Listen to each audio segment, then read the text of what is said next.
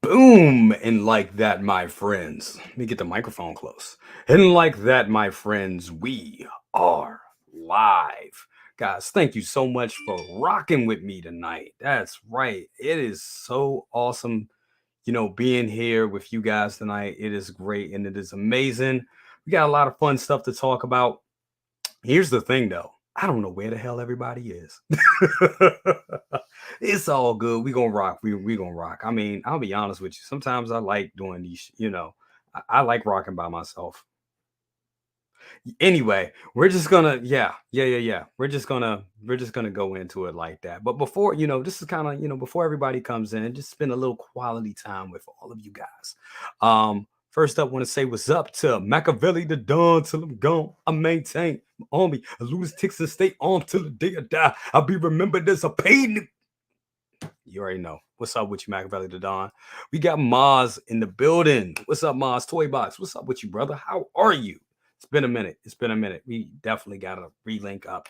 I know you were here in Baltimore last month, and I just didn't get the chance to link up with you, man. I mean, I know you had some fun at Baltimore Comic Con. Wish I could have linked up with you. It's just, man, the ladies be pulling me in every damn direction. So that's just what it is. But we definitely got to link up and got to get you back on the show. Definitely got to make good on that. He says, just sitting around building Maji cases. I feel you, brother. I feel you. Definitely. Also want to give a shout out to Low Key. What up, Low Key? He says, backing out the gate before we take flight. Hoping y'all have a dope show tonight. Man, brother, thank you so much for that, bro. And safe travels. Dude, this is a traveling man right there, man. That's my dude. Low key. Ain't nothing low key about that, brother. For real. Got Louis Labitz in the building. What's up with you? Says, evening crew. He said, happy NYC Comic Con week. Absolutely. Everybody's going. I know Lou is there right now. I also believe he met up with a good friend Miguel. He also met up with P Rock in the building. Absolutely. So yeah, definitely. Oh, we got some people here. But I want to get through these real quick before we let everybody in. Got Women 42 in the building. What's up with you? Good to have you here. Got Supernova Moore. He says, let's get it. Absolutely, brother. Absolutely. And of course, we got the one and the only El Professoro in the building. Mario, he's like, what up? What up? What up with you, brother? Pedro Lopez in the building. How you doing, brother? Also, Lane Kramer in the building. He says, hey, brother Cousins, how you doing? Bro, Lane is cool as shit. I love Lane, man. He was checking up on me like shit when I was out last week. Every week he just sent me it every couple of days. He was like, how you doing, bro? I was like, I'm doing better. But yeah, thanks for that, Lane. Definitely, bro. Definitely. That's my guy Lane right there. Definitely. We got single songwriter in the building. He says, hello, collectors. Let's wing it. Yes, let's do it. Let's do it. We got Larry in the building. Larry Gilmore. What's up with you, Larry Gilmore? Absolutely. And of course, we got this guy right here, Loco Lu. Said, gotta do it. What's popping, people? Lou, your checks in the mail. Definitely. He says NYC. He said NYCC love. Absolutely. That's what's up. Also, we got Dockinator in the building. And of course, we got Hawk Wars in the building. They all are. Everybody's jumping in now. That's what's up. Said, bro, let's hurry. Let us in. Hurry up. Absolutely. But without further ado, before we continue, I'm gonna do something a little different. We're gonna roll the opening, and then when I roll the opening, I may or may not have some people with me. We'll see. We'll see what happens. We'll definitely see what happens. We'll see what happens. But anyway, guys, let's hit that intro like this.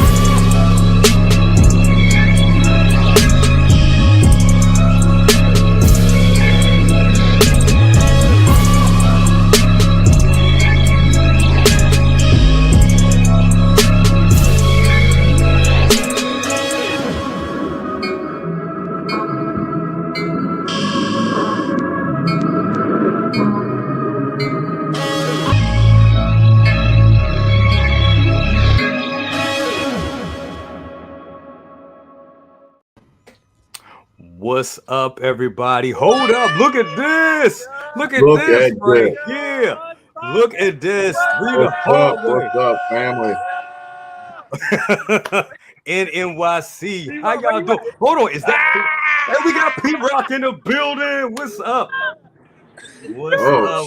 Shit. We got Miguel, P-Rock, Aaron, and Loco Lu. In Times Square. What's up? What's up? Is that the Nobi in the background? It is. Holy shit. What's up? What's up? What's up, fellas? How y'all doing?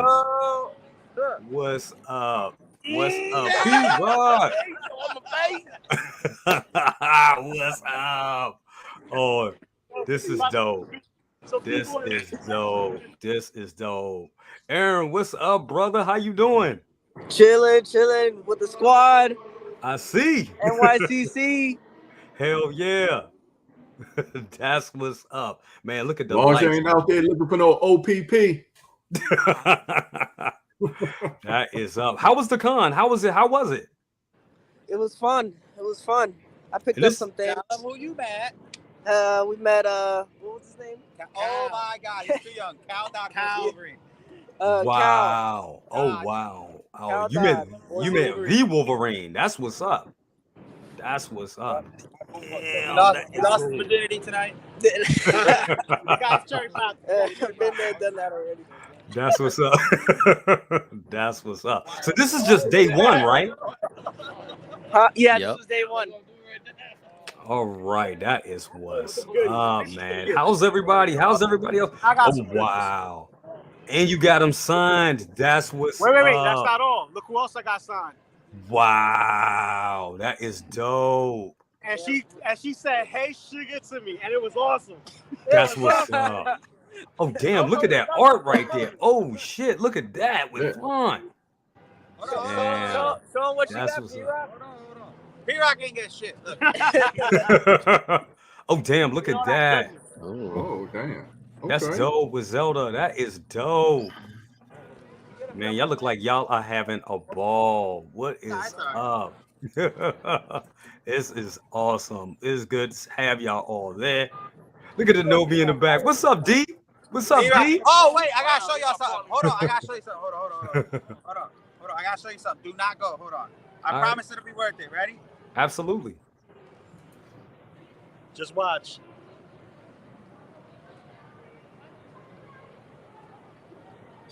Oh, P-Rock is serving some pizza. yes. That is amazing. Oh my God. He rock out there pimping. That is amazing, man. Y'all look like y'all are having a ball out there. That is what's up. Yeah, we about to say our final goodbyes. That's what's up. Definitely, man. When y'all go out there, y'all have a good one, man. That is awesome. And thank you guys for sharing. This just made the show right here. Absolutely. Be safe. Oh shit. Miguel, get on the table, dog. No, tell Miguel to get on the table and do that. Listen. Lou, tell Miguel to get on the table and do that. So you want it. You know the rules. Hit that. Oh my. Oh. Oh, see there, everybody want a piece. Yikes.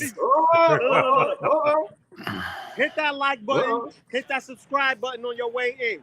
That's what you gotta do. Yeah. Hit that like, hit the subscribe. And Man, watch out. Lou. Slippery when it's wet. Watch out. All right, guys. Love y'all, man. Peace and love. Peace and love. Be easy, guys. Be safe.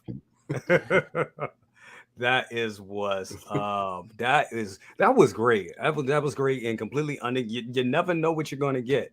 You know what I'm saying? But shout out to all of them in NYC right out there. That's cool. You know, that is great. You know, when we can all, you know, come together and meet up like that. That's just amazing. You know what I'm saying? Yeah. That's definitely. But before we continue, I hooked up with Mario. And the crew out from the LA Comic Con, man. It was almost like a adventures in babysitting moment.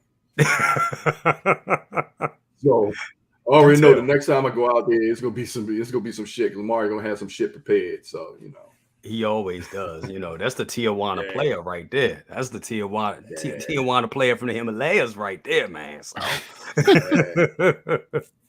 definitely. That's the real Johnny Tapia right there. For real. Look at him. He said, "Oh yes, Yep, see? definitely. Before we continue with the chat, just want to say what's up to everybody here, man. Casca, how you doing, brother? What's going on? Can you hear me? Am I coming Absolutely. in good? You coming in Awesome. great, brother. I was having mic issues. I was like, oh my god, I haven't done a live stream in God knows how long, and I forgot how to do all this stuff. Dude, it's like, But thank you for having me. I kind of needed this. It's been a shitty, horrible day and week. Oh my god, what happened? Do tell, man. What happened? If you care to share. Oh no, it's just work shit. Nobody wants to hear work shit. We're here to talk fun stuff. So this is work shit. Nah, I feel you. I know how those were. I've had a month like that where it was just a shitstorm of a month. So I feel you, brother. Definitely, guys. I'm glad to have you here. We got us, small. I believe we do have a couple more people that's going to be joining us. I believe Aries will be joining us later tonight. And of course, Leo, he'll pop in as well. So definitely it's going to be great. But yeah, man. Got some things to talk about tonight, man. That was great. I'm still reeling off everybody in NYC. And also, and if for you out there that are, torn between, watching Best of the Best and, watching the Broncos play tonight, well, I'm going to tell you like this. I'm going to be giving the scores throughout the show. So if you guys, we don't need to hear about the Broncos. Come on. They're shit this year. I'm right now enjoying the NLDS, watching having the Phillies. I am so sad for my Orioles. That was horrible. Yeah. But yeah. The Broncos. Who likes the Broncos out there? Come on. I'm sure it's somebody. Or not. Definitely. Want to give a shout out to my guy Andrew James. He said, "Whoa, what's up, brother?" He said, "See you." He said, "See you some new case. You got some new cases. Looks great, dude. Hope you're doing well." Absolutely, likewise, brother. Yeah, Costa. I took your recipe once again and fashioned me up some cases. So thanks for that. You know what I'm saying? I had to put my little spin, my little, had to put my little tweak in there on it, That's what it's all about. It's about making the case the way you want it. It's just a template. You can change it. You do whatever you want. Absolutely. Give it your own spice. Absolutely. That's how we go.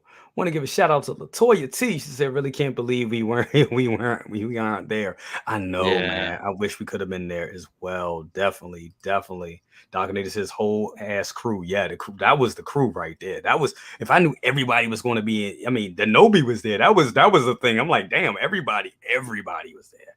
That was amazing. That, we all got to get up and meet up. We don't, especially everybody here, right here on the panel, we don't live that far from each other. So we could definitely make that happen.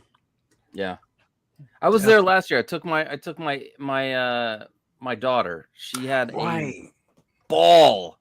It's just this year it didn't line up. Hopefully next year we all can, make it work. I'd love to do something like that with you guys. Absolutely. That would definitely be fun. Also want to give a shout out to Hawk Wars Toys. Ray, what's up with you? He said you might have to shut down that show. May have to shut down that show down. Man, definitely, man. Good to have you here as always. Definitely good. A lot of good people. We got Single Songwriter in the building. Guys, thank you once again so much for being here. Got Collector Joe. Almost forgot Joey. What up with you, Joey? Collector Joey in the building, as always. Good to have you here. You got people saying go Steelers. Boo. So I know a lot of people looking at the banner, and it's funny.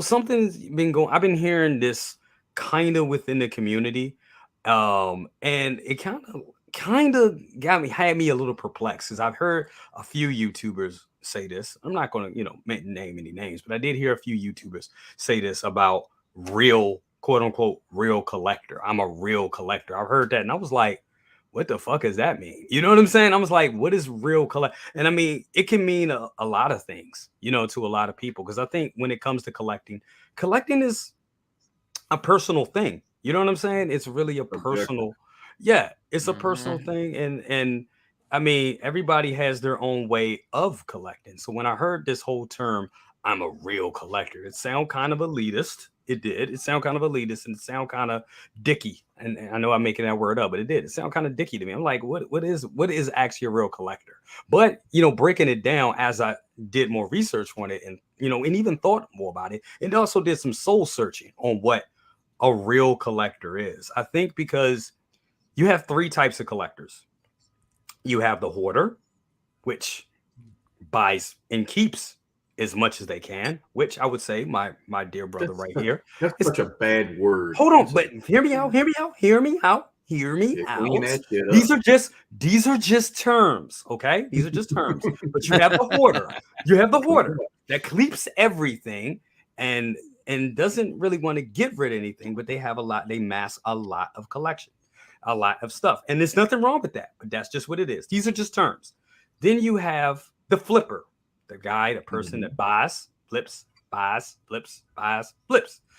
And then you have the third, which is in the middle, which I think honestly can probably be pretty much all of us, which is a little bit of the two, which is the middle, which is a person that will buy something that like it. They may fall in and out of love with it. They may sell it. They may not. They like buying stuff and keeping stuff that has value, which I think that is that's a big factor, not a big factor in collecting, but it sweetens the deal to know that you have something that is, kind of rare or limited, So I think though, and I think like I said, we all kind of fall into those into that too. I think we all actually fall maybe in that third right there is a little bit of the two. But I just wanted to get everybody's opinion on that, and I know, big bro, I know you had some opinions on that, but what do you think about this? A real collector? Like, do you have to be are you a real collector if you buy things and sell it, or flip it? And look, I'm not talking about people that and I'm not talking about anybody in particular. I'm just saying, I'm not talking about you buy something, you're part of a let's say you're part of a store. You buy something just to review it, and you may even think it's a piece of shit, but you're just reviewing it because you're being paid. I'm not talking about that type of thing because that's just bullshit. That's that's fuckery. But I'm talking about you buy something, you love it at the moment, then you may down the line be like, okay, I don't really need this, and I sell it, which I'm guilty of that. But just what is your thoughts on this real collector? Well, if I don't consider you like all about it, like I said earlier, and other people saying, collecting is subjective. Yes. It's very subjective. But me personally, I don't consider you a collector if you go buy something and you go sell it. Right. You're a reseller at that point. You're not a collector. Mm-hmm. Okay. I look at someone that holds something on into a collection for 6 months, at least 6 months. Yeah, I agree. It's 6 months. Because you pretty much got your feelings of how you look at it. You fell in love with it, fell out of love with it. Yeah. Or whatever. You got some people that are into collecting for business purposes. Yes. And if you're into collecting for business, after last year, you're in the world of hurt. You're in the world of hurt. Because anything over $600 is $10.99. So that squashed the figure. That squashed the figure game now. That's another thing we probably need to talk about is that how the figure is affected in the secondary market. If you look at the majority of them, a lot of them are going under $600. Yeah, absolutely. You think about it. Yeah, absolutely. You think about a lot of them are. It's trying to keep everything under that threshold. A lot of them are. Yeah. So, I mean, that's a conversation for another time, just to throw that out there. But, the hoarder, I could call it something different, but I believe in keeping what I have. Absolutely. If I pick something, I love it. And every piece of my collection brings me back to a moment in time when I got it. Yeah. I could think about what was I doing when I decided to make the decision to get it. How did it make me feel waiting for the UPS label and the time that you wait to get it? Yeah. Or the anticipation when you're on travel, like I'm halfway across the damn globe and I'm tracking a damn shipment and trying to make phone calls. Hey man, make sure my shit is straight. Yep. Knew all about that with the Ecto One. Yep. Yeah. So, all of that it goes in together with goes in with collecting. And like we said, it's subjective. It's how the way you feel about it, the way Costco feel, how the way I feel about it. It can be various different reasons. But I will say this: if you're going to grab something and then you're just going to go and flip it, you're a reseller. Don't even put that collector name in your mouth. Don't even do it. Yeah. Because if you've been in the game, I look at it like this: if you've been in the game, collecting game for 20 years, particularly Hot Toys, right? Yeah.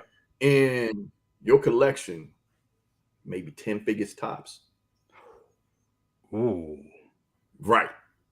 Yeah, I would say I would definitely say that's a flipper. That's and I've heard that. I've heard, and I heard it's kind of a common thing, especially overseas in Hong Kong. A lot of people would buy things for the flavor of the month. Like when Marvel was really hot and on and popping, it was a thing that they would buy stuff where it was hot when when the movie was out and it was hot, and then when it wasn't hot anymore, they would sell that collection and jump on whatever was the new trend. And I heard that was a thing. But then too, that's a cultural thing also, because some countries are not generous with space like we are in the United States. Good point. Yes. Absolutely. So, like say for instance, California, to fit a collection like this, I had to buy a $3 million house. Exactly. Yep. I mean, that's just the economics of where it is. So, I get that. What other people are like, hey, I gotta make room for other things. Right. I get that. And sometimes your collection, you would grow to you would morph into more mature collecting. Like say, for instance, that you get into cars, right? Right. Get into cars and motorcycles, like Jay Leno, shit like that. So it's different, it's different levels of it. But all of it's subjective. All of it's subjective. The biggest thing is like, how do you feel when you go in that collection room? How do you feel when you get that figure? How do you feel when you look up that Facebook post and you waiting for Hot Toys, they're gonna release something, and then they pop out with something like the Bean, and you be like, what the fuck? Exactly. Those are collected. Those are the feelings that matter and that count. Exactly. To me. No, I told it. No, that was perfect. That was beautiful. No, I think you're 100% right. And I think you hit it on the head there. Before we continue, R. Castro, he said, what's up, Space Pimp? He said, I have over 60 Hot Toys figures, all Star Wars, but are in storage. Been trying to buy a house for over 3 years. Since I can't display them yet. Do I qualify as a real collector? Absolutely. Yes. Of course. And that makes a lot of sense, because I remember when I started Hot Toys, a lot of people think like, well, I started first and I know I bought Big Bro here into it. But bro, I remember you weren't buying stuff because I remember you didn't have that basement finished. And I remember you saying, it doesn't make sense for me to buy this stuff and not have it displayed properly. I'm going to finish my basement first. And you did. He spec'd out his whole basement. And I remember seeing it when it was just a blueprint. He's like, I'm gonna have this here, this there, this there. I'm like, damn, okay, all right, cool. And then he did. So yeah, no, that completely makes sense, to do that. I think that's something that a lot of people don't take in consideration when they are buying these figures, the displays, making it look good instead of just having a bunch of figures just crumpled up. Hey, I've been there. I've done it. I started in an apartment, in a small little cramped up room with 4 DTOFs. And so I get it. But you know how you guys talk about creating? I had to send pictures to Costco because I made a Costco case in the bedroom. I had to send that over to you. Yeah. So, but I can't do the Costco case route for the theater room, because when I had the theater room design, I had the sconce light specifically positioned to be 4 inches away from a DTOF in height. I mean, I took that when I built this place down here. I took that into consideration of measuring the DTOF, how far it goes, and the height and all that. I've done all of that. But getting back to what the gentleman turned around and said about trying to move into a place. Yeah, you definitely are. Definitely are a collector. With that, that's the point. Collecting. That's exactly. Let me get Costco in there because I'm running my mouth. Yeah. And No. I agree with everything you said. No. That's Mike. Does hoarding count? Like, does like Art Castro, you know, understandably doesn't have his final place for his figures, but what if you do have space and you just have a shit ton of boxes? Yeah. And and that whole closet is full of boxes. There's like, I want to say there's like 50, 60 figures over there. I don't want. Holy shit.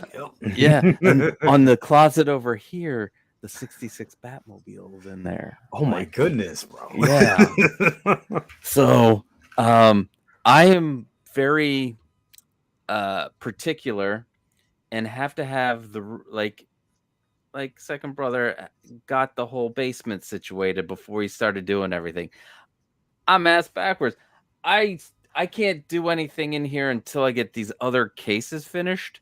Yeah. And I feel like I could fill these cases up, like, and you know, but I need to have this room finished, and I'm working on that. But yeah, that's why I have a ton of boxes. Also, you know, in the beginning of the whole YouTube game, it's like I'm gonna review shit. Wait till I review it, and then you don't review it, and it's just sitting in a box. But I agree. Listen, I am curious what I missed about this real collector thing, because I would love to see who said it. Yeah. Because that's pretty fucked up. No, honestly, it's like you're. I mean, I'll be honest. Listen, I don't know exactly who said it, but I know it's been going around, and I was like, "What? You're a collector?" Yeah. No. So listen, I started collecting in the late '80s, early '90s. Toys, Transformers, Star Wars when they came back out in '95. I had everything, like everything. My girlfriend / future ex-wife at the time was cool with it. My like, I shared a house with you know, with roommates in college, and my room just had Star Wars on pegs all the way around. I had an AT-AT in there. I had Darth Vader's TIE Fighter on display. I had all these figures. And then you know, life happens. Things happen. Right. You know, I had to. I'm the hoarder. I'll take that name. I get it. I'm a hoarder. I don't like selling or getting rid of my figures, but sometimes you know, you have to. So I did. Then in my upcoming video, you'll hear me talk about the Dark Ages, which is between 2005 and 2013, 14, where I had to hold off, and I noticed Sideshow and Hot Toys back in like 2010. I noticed it, and I kept on going. You know what? I'm gonna be able to get it one day. Right now, I can't. You know, I'm on my own. You know, had my daughter half the time every other week. You know, there's things that you have to take care of first. Yeah, it's priorities, man. Exactly. Does that make me not a collector anymore between that time? No, absolutely not.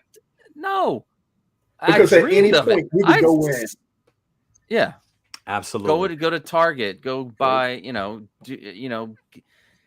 Anyway, I think that's bullshit. I think whoever brought that up or said it needs a talking to by his elders, because I'm gonna guess they're younger. Because you know.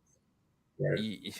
Second brother, you and I are one of the seniors in this in this collecting. Almost, I'll be 50 very soon. Well, soon in 2 years, but still, I'm almost there. Wow. You're almost there. I'm almost there. But yeah, No. I just had 3 gray hairs just grow on my hand after you just said that.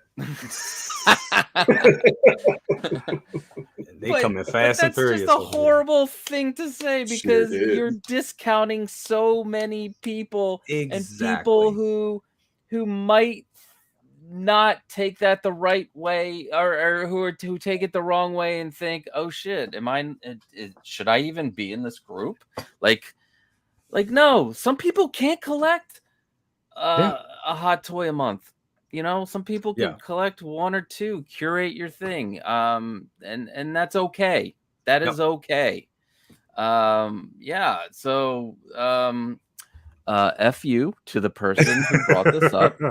And I don't care. Like, I'm starting to get tired with some of the weird drama that happens in our community, and I don't know why it needs to happen. It doesn't need to happen. Doesn't need to happen. It really doesn't. Right.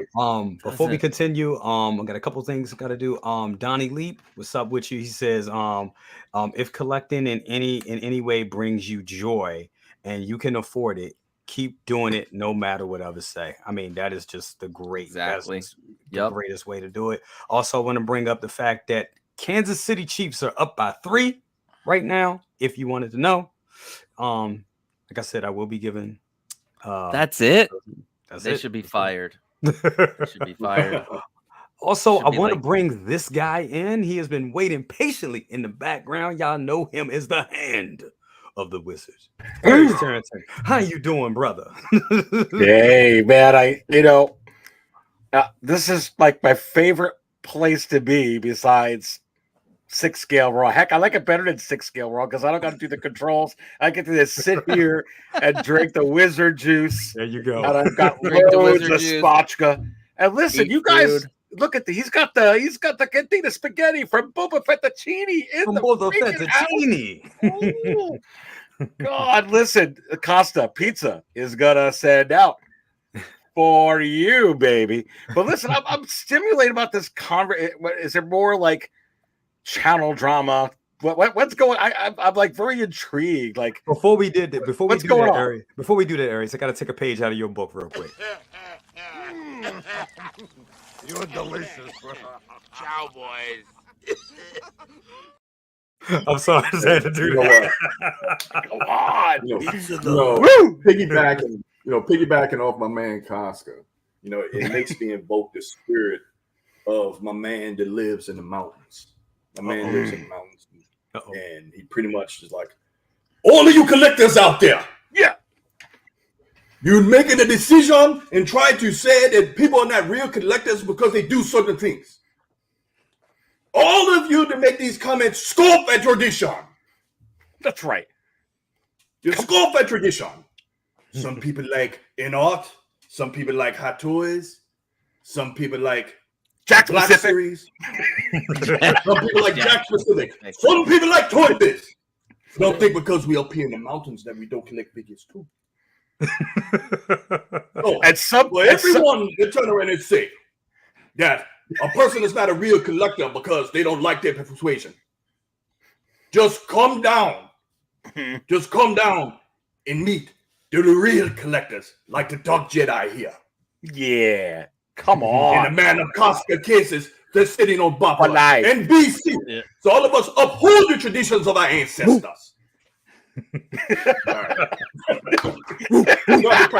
That's funny.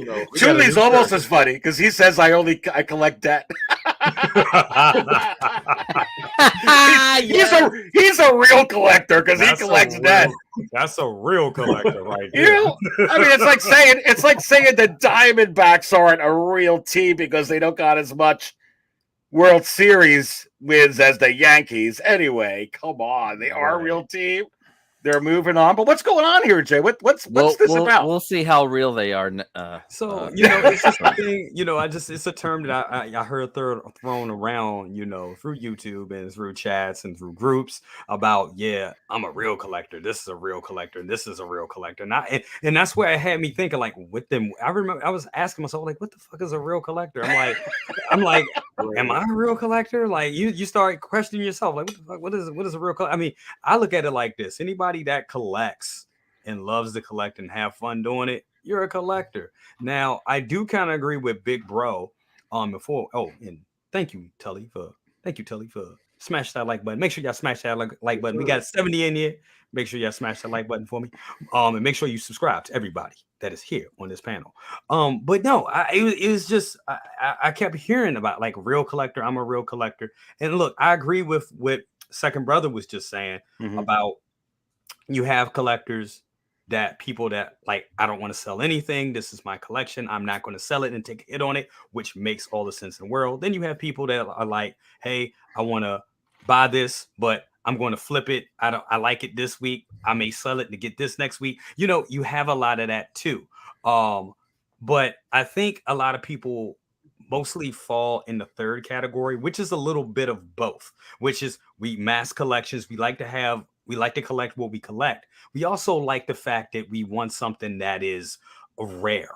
And we want something that's a little bit, or we may buy something that's a little bit of money. And then we may or may not flip it. That happens too. Or you may be in a position where you're like, damn, I got all these vehicles. And you know what? I really like this Prime 1 Terminator statue. So I think I'm going to sell these vehicles to get 3 Prime 1 statues. I look at it like this. Ain't nothing wrong with any of that. You know what I'm saying? If it's not hurting anybody, if it's helping you make a decision, that's fine too. It just, when it comes to collecting, I think it's a personal thing, and it shouldn't be looked at that as like an elitist thing. Like, well, I have everything, so I'm a real collector. You're not. That's bullshit. You know what I'm saying? So that, setting that up. You know what? We did have a little elitist spat when I first started. We did. Between Sideshow and Hot Toys. Of course. And then too, and it goes through phones with Android and Apple and all this other stuff. Absolutely. So, but after a while, you turn around, you grow and mature. And usually, when I had those debates with you, I was young into the game. Yeah, into the game. Didn't understand the intricacies. Didn't actually have a Hot Toys figure in my hand to base an opinion on. Exactly. Yeah. And then once I got them in my hand and started getting them, like, whoa, okay, now I see what little bro was saying. Right, it's a big difference. And then you got in art. In art, I pulled the trigger on my first in art. Oh, and I can't wait to see so I could do the comparisons. Yeah. But all of it is subjective. One doesn't make one collector better than the other. I don't understand where we get into this, how we get into this space. Exactly. I just think where it is. I'm sorry, Aries, go for it. I'm sorry. No, I was going to say, but what always my concern, and I've spoke about it so much on my market shows, and I always point out, hey, I don't collect every figure, and not even every Star Wars figure. Don't want collectors that are coming in this, or collectors that are in this, to feel like, hey, I'm feeling bullied, I got to buy more. Or right. I feel like I have to keep up with the Joneses here. You don't have to. A person that collects a lot of figures, 1 or 2 or 5 a month, is a real collector. But a person who collects 1 figure a year is also a real collector. And and they're on the same status plane in my view. I think I spoke to all of you guys about this, but Jay, I know we've talked before on the phone. Yep. I enjoy having people on and tell people all the time, like, hey, can I start a channel? I only have 3 figures, but I'm putting out videos and I'm just sure you can. There's no like you got to go and have 100 figures or 50 figures or this or that. Enjoy yourself. So I get really mindful so people don't feel that they have to do this kind of thing, because what happens then is what Thule said. Thule says, I collect debt, and it's funny, but I think all of us have been there. Yep. Make sure you're enjoying what you're doing. Yes. Make sure you're having fun. And if you've got 2 figures and you're having a blast and you're with friends, don't feel like you got to have more beers when you're hanging out at a bar to hang out with friends. Don't feel like, oh, I got to have an extra bottle of wine because this one is. Just have fun and do what's good for you. You're just as much of a human being and should be just as much of a friend to those people as anyone else. That's my take. Let's be honest, guys. Let's be honest for a second. To actually make a toy channel or or even to be a collector, you have to go through the Council of Collectors. Okay, it's the organization. They're gonna kick me out now because I'm revealing this all because I'm tired of this. You cannot have a YouTube channel. You can't do any of that without getting. You have to kiss the imperial leader of the Council of Collectors. That's right. Ring. Yep. And that's it. So that's it. You heard it here. I'm gonna go. I'm fear for my life now. Yeah, Constantly just put us all in the skull and bones. They're coming after us. It's the collecting Illuminati, y'all. You got it. They're the gatekeepers. The collectolati. The collectolati. I like that. It's gonna be that needs to be a new group. That's our new group, guys.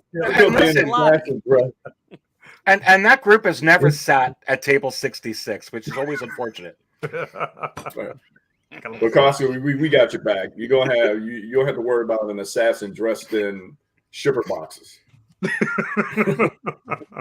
You shippers.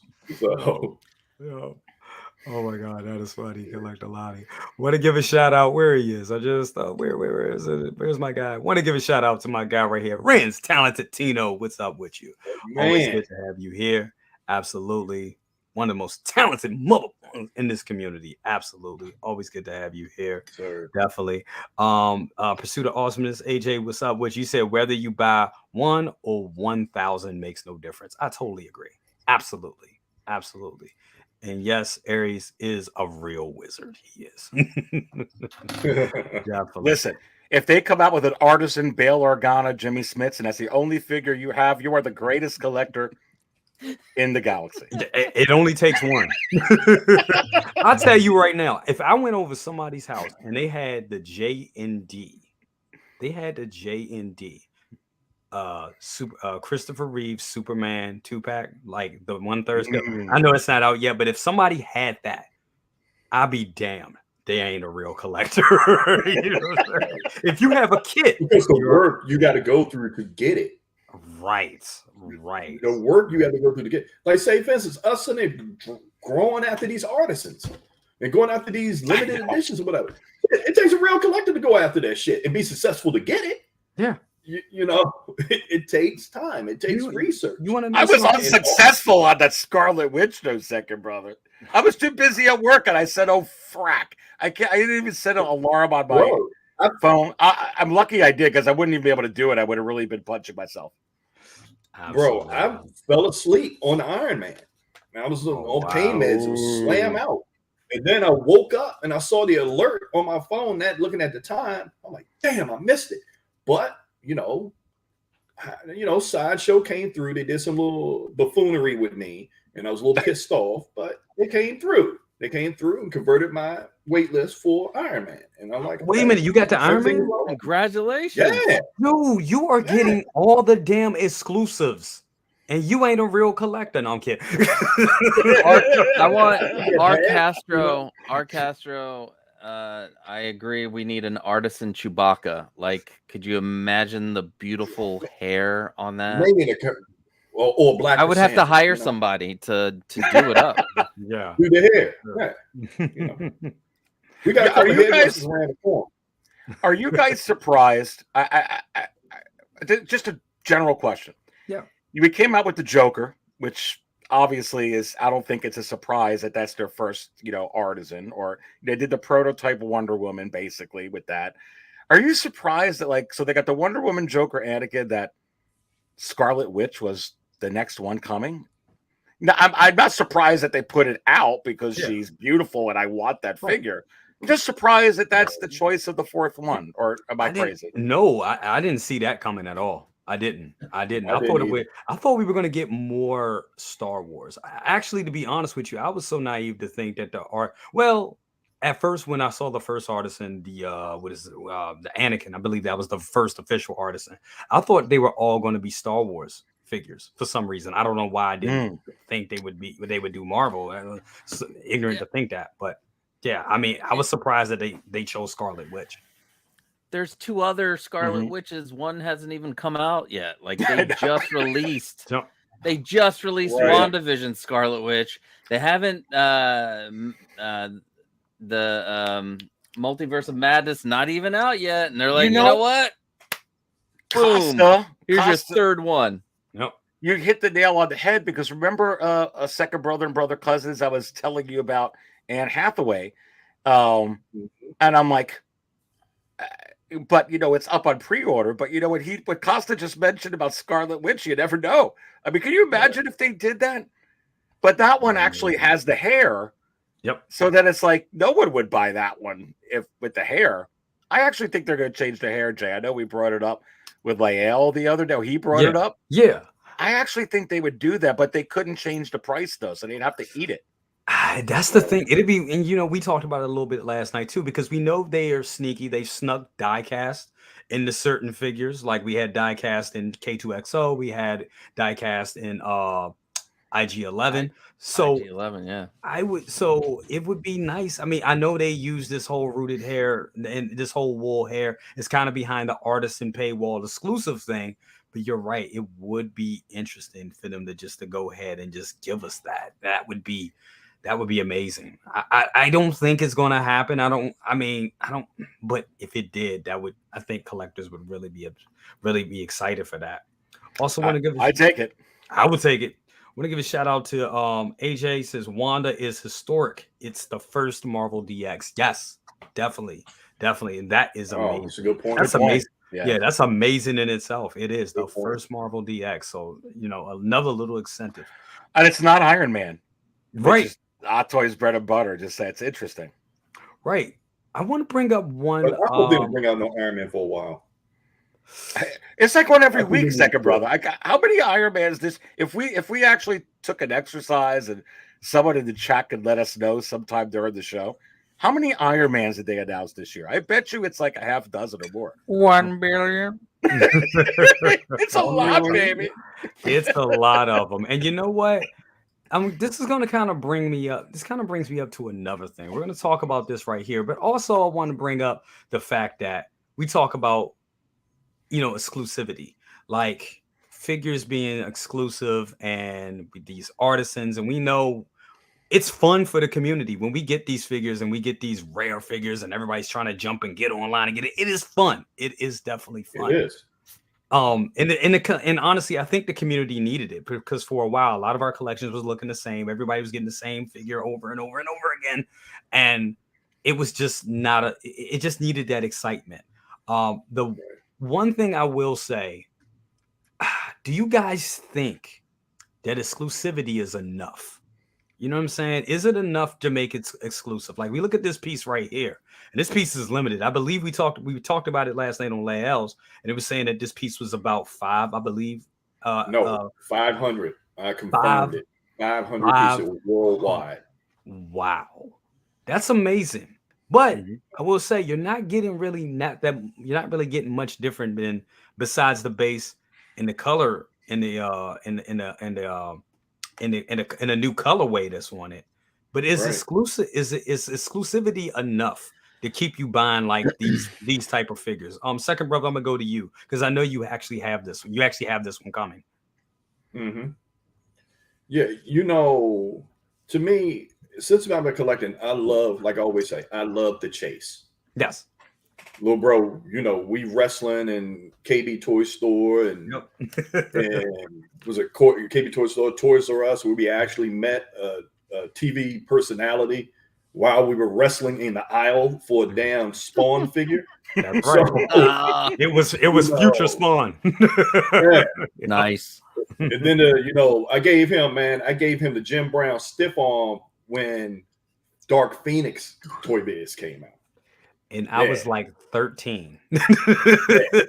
Yeah, I mean, flying over, falling over shit falling down or whatever. And I'm looking like, I don't know what dude talking about.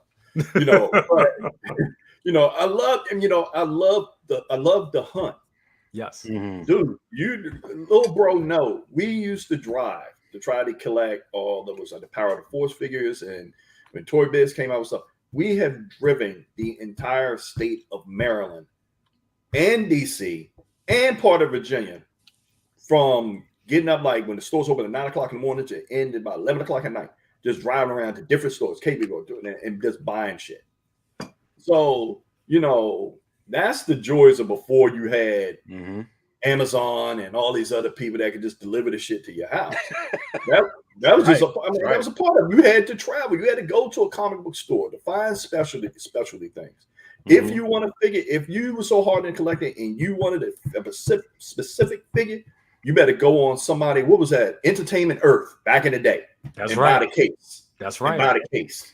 That is right. You had 3 of the same figure, but you just after that one figure. Yep. And you're like, I got 3 of these. What the hell am I gonna do with it? But that's a part of the hunt. But now getting to this Batman, like I said, I got this Batman on shits and giggles. I'm just like, let's see if I can get it. Yeah. And then I got it. And then I'm come to find out the numbers kept bouncing around with it. And then I kind of found out, I said, damn, this thing is limited more than anything else that they brought out. Yeah. Yep. So that has a special, in the color scheme. I don't know why they picked that color gray, but I see where they were trying to get, where they were trying to go. But it makes it more of a unique piece. Yep. More of a unique piece. Buy it. It's supposed to be the WB 100. And that's probably one of the reasons why they made it as limited as they did. And, I don't have a Bale Batman in my collection. So, wow, you don't. It wasn't, I don't. And I was ready to get the other one and it went on wait list. I'm like, shit. So this would be posed next to the Joker when the Artisan Joker when I get it. But, I love the chase. I love the chase. I love when things are new, when they come out with new ideas. And one of the biggest things I love is that watching, I give credit where credit is due, where Lil, OneSixthScaleMan, that does Figure Flex Friday. That's where everyone gets to shine. Everyone gets to shine. And you got guys out there, goddamn professional level photographers that's doing this shit for hobbies. And man, you need to be working in advertisement for like General Motors or some shit. Because these photos that's coming. Absolutely. That's coming out. And that's the thing that's good about, this community. All of us, we have our quirks. All of us have our quirks in this community. But when that creativity comes out, it comes out like a monster. Yes, it does. And then it pulls, and then other people that so-called, when we're growing up, because, we were the kids. I know I was a kid that was in the reject section of the cafeteria. So, but then, growing up like that, and then you get into this type of, community environment where you get to express your love. And then with other people on the outside that don't understand it, and when you educate them on it, that's what collecting is about. Absolutely. That's what it's about right now. Absolutely. Absolutely. That's well said, big bro. I mean, damn, you fucking nailed it with that. Aries, want to go to you. And will exclusivity alone be enough to keep collectors engaged? And your thoughts on the WB 100 Batman?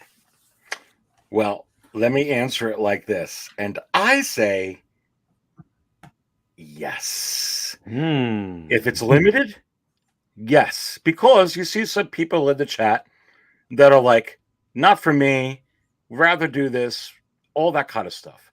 And that's going to happen in all kinds of collectibles.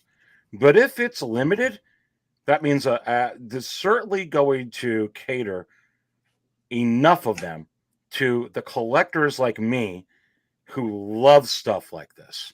You can look at vintage Star Wars. Let's look at that vinyl cape Jawa, which is the same damn thing as a regular cloth Jawa that is so cool. I think it's probably the coolest action figure ever made. It's simple, from 1977, the little Jawa. We all know, some of us used to play with it. We used to go get so many of them, 99 cents, go to Woolworth, go to Two Guys, go wherever the heck you're going, pick one of those babies up when you break it, when you lose it, or you need a whole army of Jawas. But just that vinyl cape alone excites people and excites collectors. And I have friends that don't like this kind of thing, and I respect it, and that's good. It's kind of like my wife likes certain movies, and I respect it, and she likes certain ones that I don't like. But I like the exclusivity here. If you're making so many of them, you're not going to attract all the collectors because this is not different enough. Yep. But for collectors that like to chase, collectors that like to hunt, this is absolutely a beautiful thing for them. And what they're doing this year with the exclusivity, baby, and putting in, saying it's 500 here, and some of them are 1,500, some of them are 2,500, like that beautiful Scarlet Witch that I missed out on, but I will find her using my Wizard Dark Jedi powers, or even that quarter scale Iron Man that's serialized, and I dare say that's not the last serialized figure we're going to see this year coming from. Imagine if they do that with Star Wars. Holy crap. They do that with a Vader or something like that. People will lose their mind. Yep. But this is fantastic because all through a lot of collecting that I've been in many different IPs, there are a lot of collectors that dig that little subtle thing that makes it exclusive. Gosh, I remember you talking about going out, not having all this Amazon crap, second brother. Shoot, I remember I put messages in a damn bottle. Or write a letter, put it in the damn mail. Now everything's done on the phone with this. It's easy. It's not the same thing. But I remember when the Phantom Menace came out, and they had a couple of Darth Mauls on the 3 3/4 episode 1 cards, and everybody was going to every Walmart, every Target, every damn Toys R Us to find the black vest that didn't have the gray vest. A little freaking paint job missing, and it's going for $300-$400 on damn eBay. It's okay if somebody doesn't like that. Oh, I don't want that. Great, but there's some collectors that dig that. What I feel like Hot Toys is doing is they're catering to a wide audience, which is very, very, very important. No, I think it's enough, Jay, as long as it's limited and not trying to sell to everyone. Well put. And before we continue, we got Leo 1/6thScaleMan in the building. What's up with you, brother? What's going on with you, man? How you doing? Doing good, man. Doing good. Definitely good to have you here. Before I get your thoughts on this, Donnie Leap, you brought some real shit up with this one. He said, "What is the line between exclusivity and artificial scarcity?" There is a fine line between love and hate. Hey, somebody got to pull out the fist ring. Somebody can pull out the rings. Give it up to Radio Raheem. Check. Come on. Give it up to Radio Raheem. He brings a good point up because these pieces right here, they say this is 500. They say the Wonder Woman's 1,500. Here's the thing. They say the Joker is 400 pieces. They say Anakin was 3,000, something like that. My whole thing of it is, I look at it like this: if these pieces aren't numbered, Hot Toys is doing us a disservice. You know what I'm saying? Leo, I'm gonna throw it to you. What is your thought on that? And what is also, just your thoughts on, exclusivity? Will it be enough? Well, is it enough just to keep collectors engaged? So I got a notification that came across. I don't know if it was a notification, but I saw it on Instagram today. Because I follow, the Pop Collectibles, whatever, I follow the channel and all that. Yeah. Or the group, or their Instagram page and shit like that. So they put up a post today that they actually had more of the Wonder Woman figure available. Mm-hmm. All right. So you click on the link, or you click, you go to the actual store page, and bro, they got that thing for $700. For 700. Like they said they found a few, but the markup on it is 700. You know what I mean? That's separate. That's $700 before shipping. It's like something before shipping, right? So you're gonna pay about 8 to 9. So here's my thing, bro. Like, that's what it's going for. There's a difference between. I pose this question. Is there a difference between exclusivity and all-out complete insanity, bro? Yeah. Because That's what I'm saying, bro. Yeah. I'm not. Listen, bro. Like, I draw the line in certain things, Yeah. and just because you have it, and people will always say like, well, you have it is giving you the right to sell it however you want. Yeah. But that's right. That's true. You can sell it however you want, for however how much you want. But where's your conscience at, bro? Right. Do you literally have a conscience at that point? Mm. Because you got to figure, like, there are people out there that want it, right? Yeah. They want it, but at the same time, just because you have it,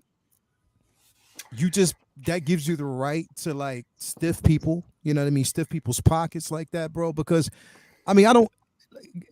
bro, literally, like, that right there, just because you might be the only company that has them. I don't think that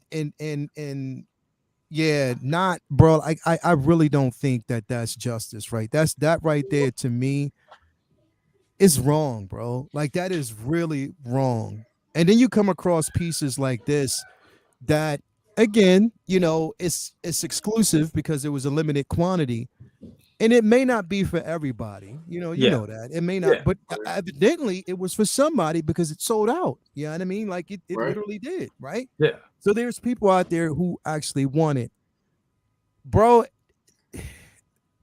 I come from an era that when it was a figure was available, bro, or once it hit the market, you just go buy it, plain and simple. Yeah. It was the same price all around. Yeah. I come from that era, bro.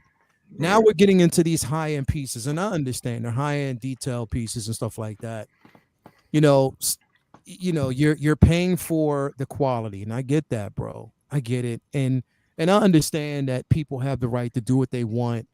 As companies, they have a right to do what they basically feel as though they need to do, or however they want it. I get that, and I understand that, bro. Yeah. But for a person who decides to buy it, that in my instance, that company is that they're perpetuating a behavior that literally speaks volumes. That if other companies see that this company is getting away with it, then it justifies. Exactly. They'll do it too. Exactly. And for them, they'll consider it justifiable. Dude, I'll probably have to do that for the Scarlet Witch. And I'm being honest with you. But here it is. They're probably going to do the same darn thing with that, Lale, don't you think? And this is, but see, bro. here's the, and I just want to give it a little sidebar on this. This is the same thing. Like I think I told y'all my story about I wanted to buy these Jordans called the Jordan 5s. They're called the Bel Airs, right? And I went to go to get the Bel Airs, waited in line, didn't have my size. Okay. I got to go to a reseller. I realized that. At this point, I'm like, okay, I'll pay $50 over if I, just to not wait in another line and all that other type of shit. Well, the reseller didn't want $50. He wanted $100 for those particular pairs. And I'm like, God damn. I'm like, come on, man. They already $200. Damn, $400 for a pair of shoes. How bad do I really want these damn shoes? How bad do I really want them? So then I sucked it up. I was like, you know what? I'm just going to go ahead and get them because I can't find them nowhere. So I meet up with this reseller.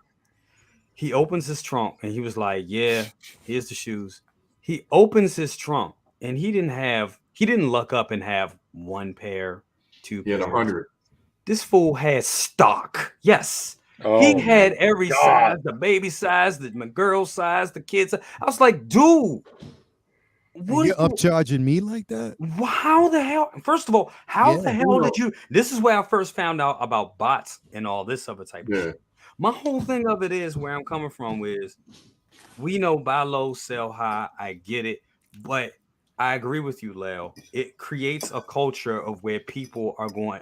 If one company is going to do it and gets away with it, and people go out there and buy it, it sends volumes to those other companies. Another company is going to do that, bro. Yeah. And that's the problem that especially I have. now. That's the problem that I have is the simple fact that, again, bro, we come into this for the love of the hobby, right? We do. Right. And this is why I choose not. And again, I say this and I address it this way to everybody who chooses shop overseas and get figures from overseas and stuff like that. That's completely fine. All I'm saying is just be smart about it, because then you have companies like this. And I'm sorry, you know, if I'm putting Pop Collectibles on blast, you can tell them I did it. I don't shop from them anyway, so I don't give a fuck. I hate them. Everybody knows my beef with them is legendary. So Yeah, I don't, you know what I mean? I don't mean to put them on. If I'm putting them on blast, you know, they can, if they're watching, yeah, I'm doing it, because what you're doing right now is literally wrong, bro. And I see that price. And again, like, that is before shipping, bro.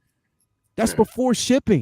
You feel me? So I'm going to bring up another point here to add on top of this, for not a devil's advocate, but another side that maybe adds to this. So I'm going to bring this up.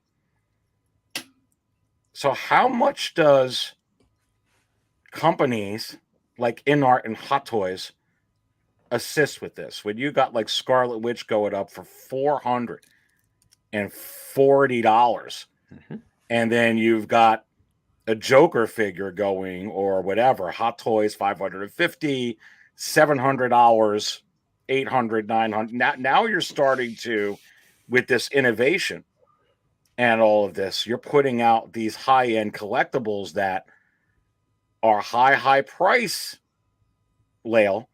And then now they're charging a couple $100 more. Yeah. So how much does all of this play into? It seems, what I'm trying to say is, how high can this all go? Do you see where I'm going? Like, where does this, in 5-6 years, where are we? Is my question. Listen, and I'm just saying it like this real quick, right? So, unfortunately, as much as I love them, and I love the pieces that we're getting from them, because it is art, and they put the detail into it, and there are pieces that I'll continue to buy from them, because I think that there's quality in it. Unfortunately, InArt has set a standard now, right? They have. And we said this. We said this was going to happen 2 years ago when they first dropped that Joker, or when they decided to put out the prices for their figures. We said that this was going to happen. That's right. And that Hot Toys was going to catch on, and they did. And that's where we get the Artisan. So, again, that was perpetuated behavior. Whether or not, I mean, I'm not saying that they were wrong, because that's what they said, and they delivered. So, and then my cameras decides to do this dumb shit. They delivered, right? So that's what it is. You know, we got quality from them, and it is what it is. My point is, though, if they decide to go higher, companies will follow suit, especially if they see that we're paying for it. If it's a demand. Yeah. Okay. Yeah. So I'm about to, pretty much announce the elephant in the room, but it's going to be two-pronged. Like, say, for instance, I'm a car guy. I purchased a car, and I'm looking at getting another model. So with the so-called shortages and all this other stuff, they increased the starting price of that vehicle about $40,000 to $50,000 increase. So I'm looking at it since it ain't worth that, and it was set, and that's what's going on. That's one part of it, like supply and demand. Whoever going to pay, that's who got the money to pay. That's what's the driver. Now the other part of this, and that brings me when you're talking about exclusivity, and especially when you bring up the point that they found some more Wonder Womans. That right there is suspect to me.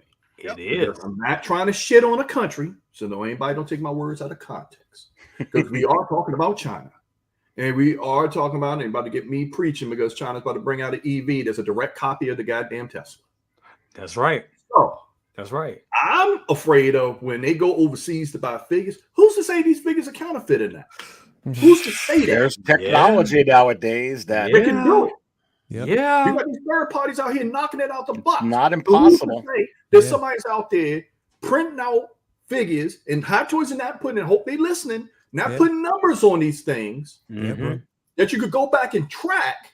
And then somebody go back, steal an IP, copy it or whatever, put those sales on it, like you saying, people paying $600, $700, $800 for a figure, Yep. and they get 5 years down the line, a big ass scandal. Oh, we just busted a whole ring of counterfeit hot toys. Well, Then nobody don't know who shit is real. And that's why you need, like you and Jay, you were saying earlier, that limited serialized.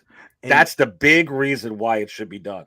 And let's not, like, UAs are, I think, unauthorized. Like, this happens with sneakers all the time. There's a lot of UA pair, and what a UA pair of sneaker is. And I bring sneakers up, and I know always go back to sneakers because this is the same type of shit, and a lot of them are mass produced in China. My whole thing of it is, with a UA pair, Nike, when they get those shoes, they're all come out the same factory. What Nike doesn't go and make those shoes, okay, guys? They don't make them. What Nike does do is they go and they expect, they have their people to go up there, they look at a certain amount of shoes, they're like, okay, this one. Okay, about 5,000, about 50,000, or about a million, whatever, how many pairs.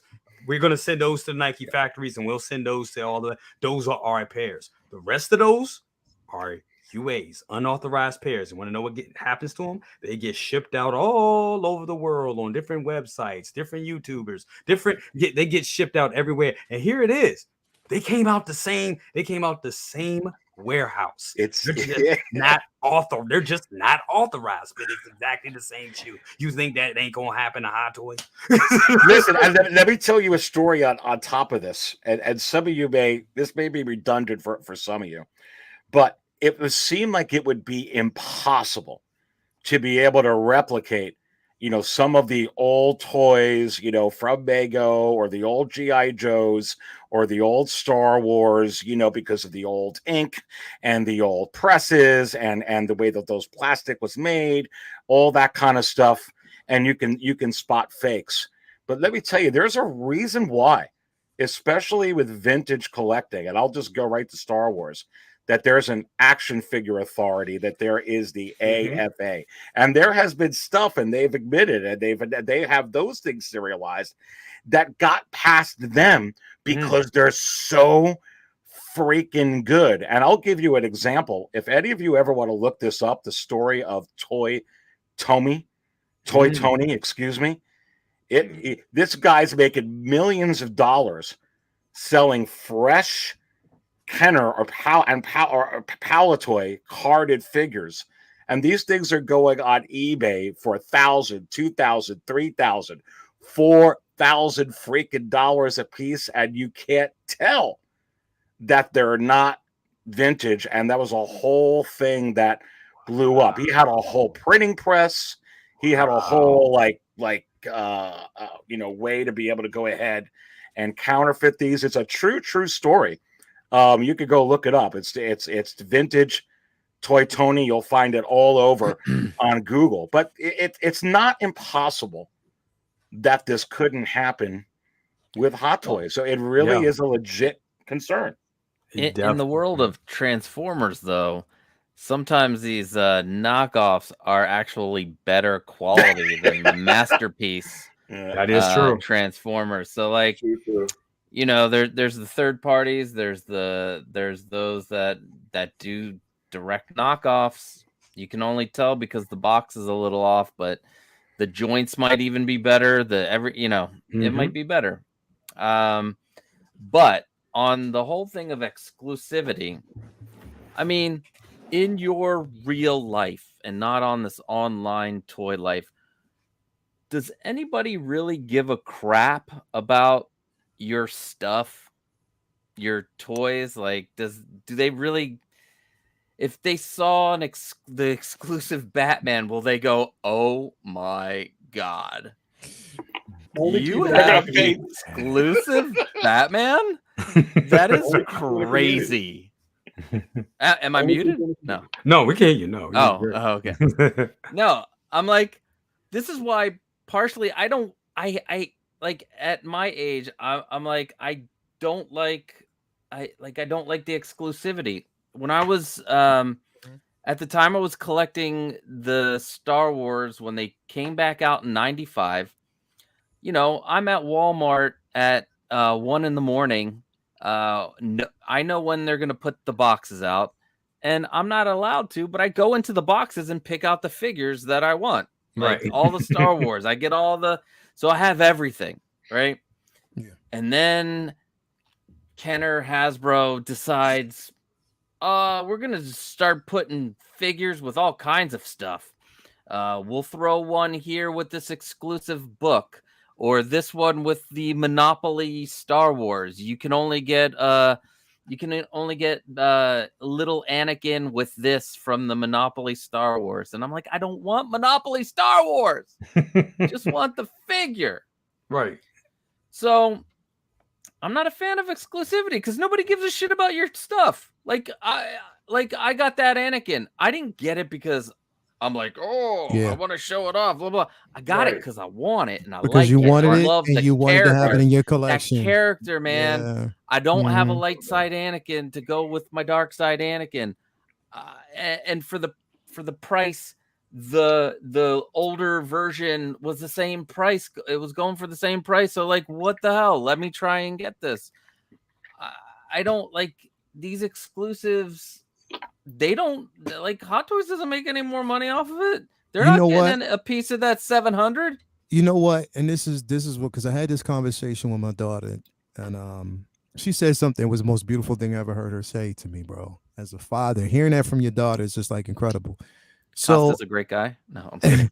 I was like, so, you know, these pieces again are personal for me.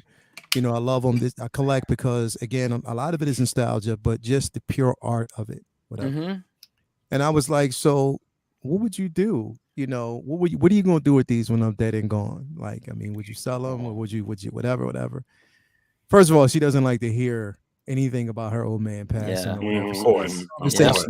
They never want to hear you say that. Like when I say, she's like, don't you ever, whatever.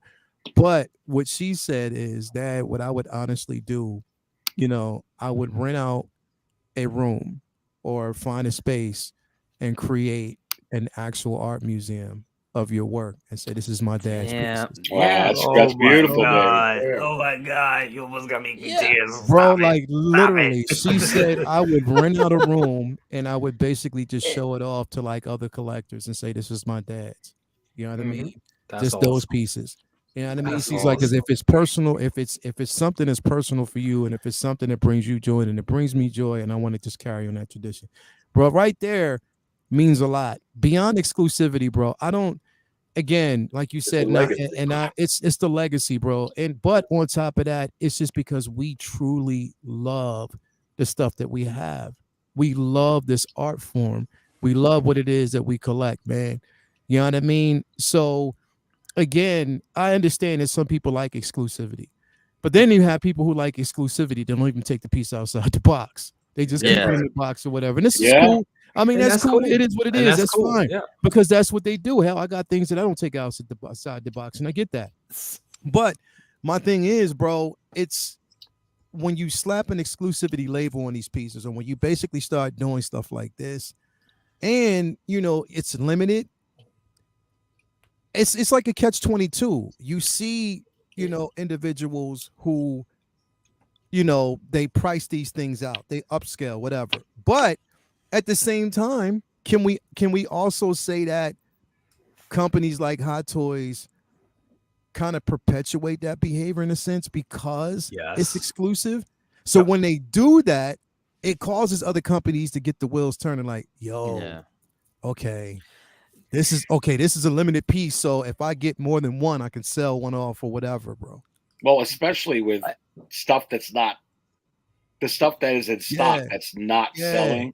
Yeah, bro. I mean, it's a fire crap show in the secondary market, right? I'm just saying.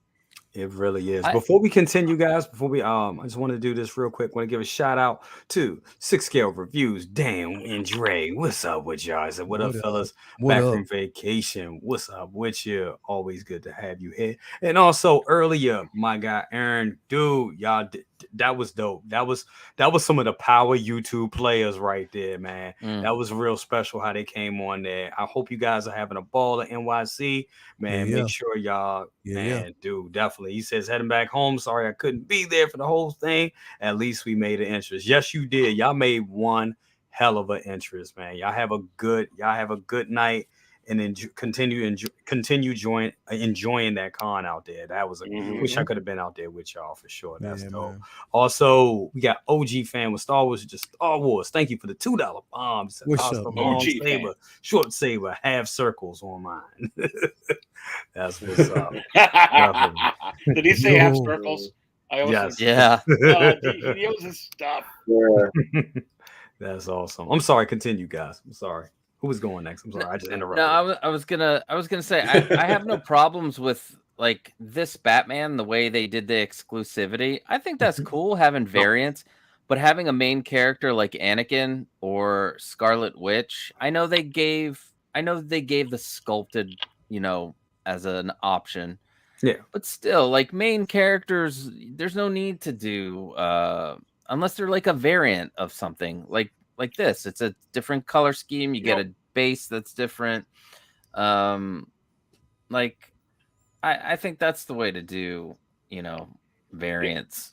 The only thing I want to say is that there are collectors, like I was saying before, that really dig this sort of thing. So I like that they're catering to it.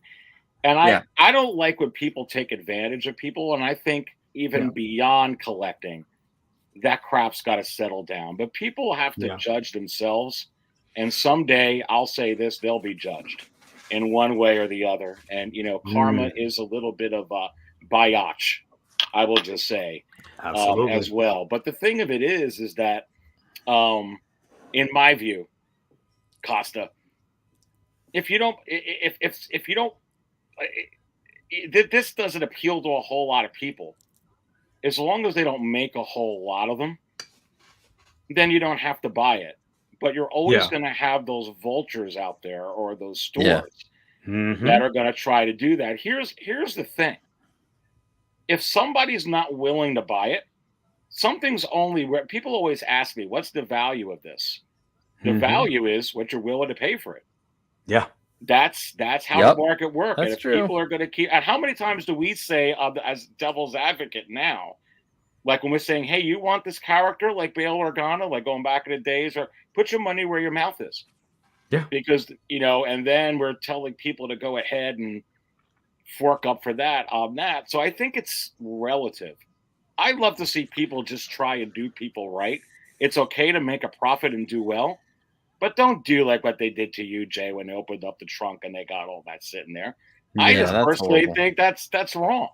I and felt that's it what was sours it. I think it sours it. I just think it gets to a point where it's just criminal. Where some things are just like easy, like even with that situation with the shoot sneakers and trunk, I was like, damn, this is like, dude, it's like you have the whole stock, and then you go to Nike, and then Nike is like, we had 5 shoes. It's like, what is going on here? Look at those damn PS5s when everybody ran out of them. How much they're freaking going for? Okay. Everybody's jumping at it. Level playing playing $1 field. million. Should be. Okay, when you start talking about PS5s, right?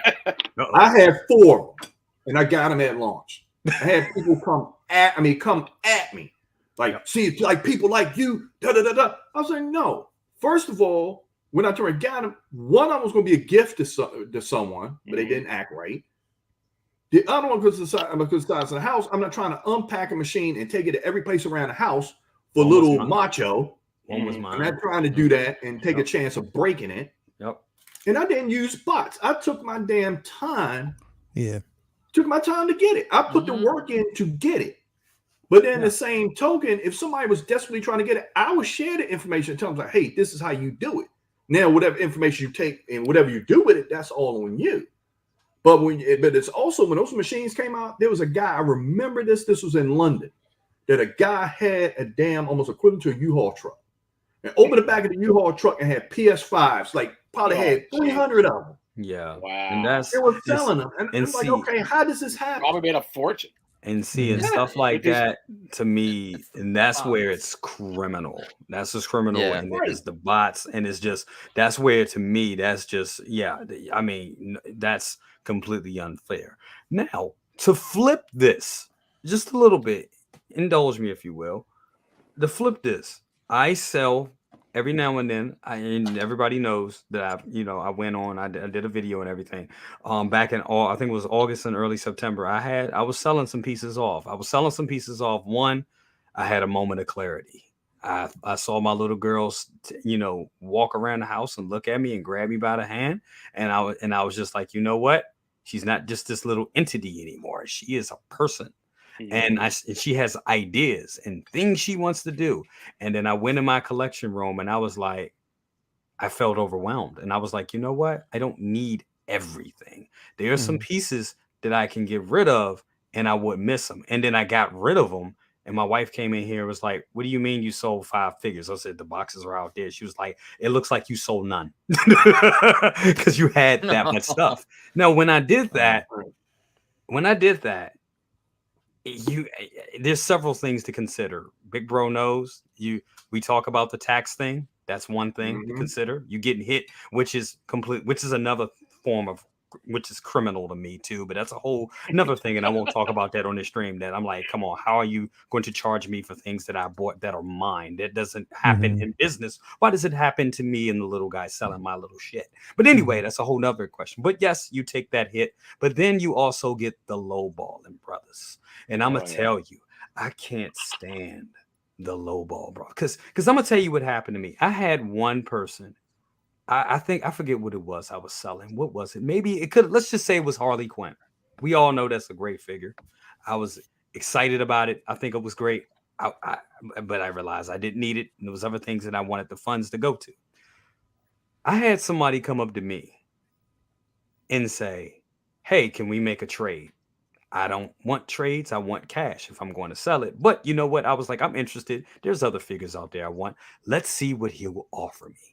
This person offered me half a bottle of half empty. It depends on if your optimist is either half. It was either half full or half empty bottle of Polo cologne, some socks, and some drink. A half broken transformer for the Harley Quinn. I'm dead ass, bro.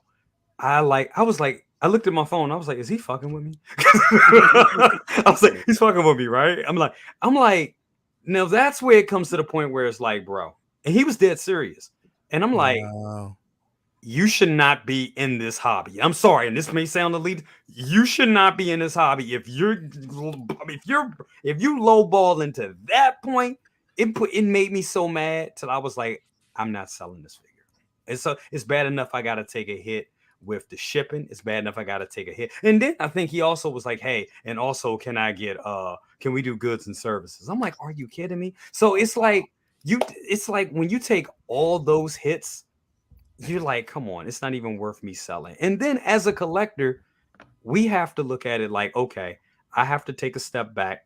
Maybe I don't have to buy all these things. So Leo, when you go back to that, go back to Pop Collectibles and these people selling these figures for like $700 and everything, we also have to take some responsibility on the person that's buying it. They can sell it for whatever they want to sell it for. Yep. We damn sure don't have to buy it. Right. Exactly. That's what I'm saying. We're perpetuated. We don't. If you don't. It's. And I say this, bro, because I know people want certain things in areas like even you wanting that Scarlet Witch. I understand, but $700 for it, bro.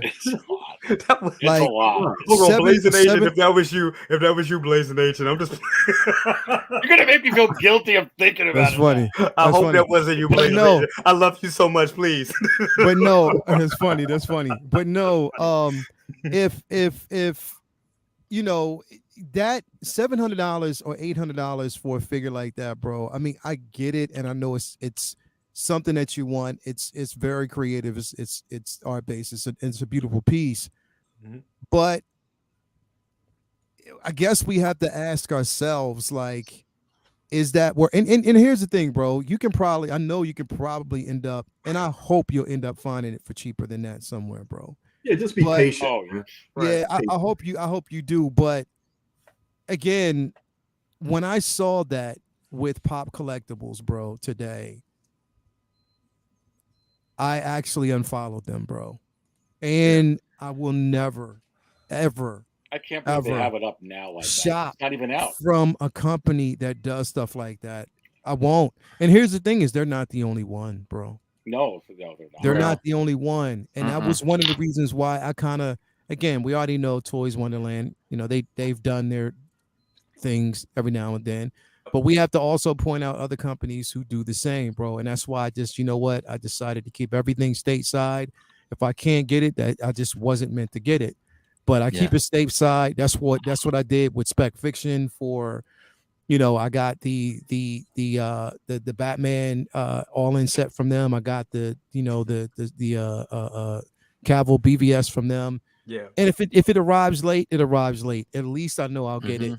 And it's stateside, so I don't have to worry about that, bro. I refuse to because again, that upcharge, bro, that's dangerous territory, bro. It is. It's dangerous territory. And if we do it just because, and you know, if we side with that, bro, it personally, like, it's just, to me, it is a disservice to ourselves, because again, we are supposed to be, in a sense, the voice of reason, and you know, present that level of understanding. Like, yo, you don't necessarily need it if it costs that much.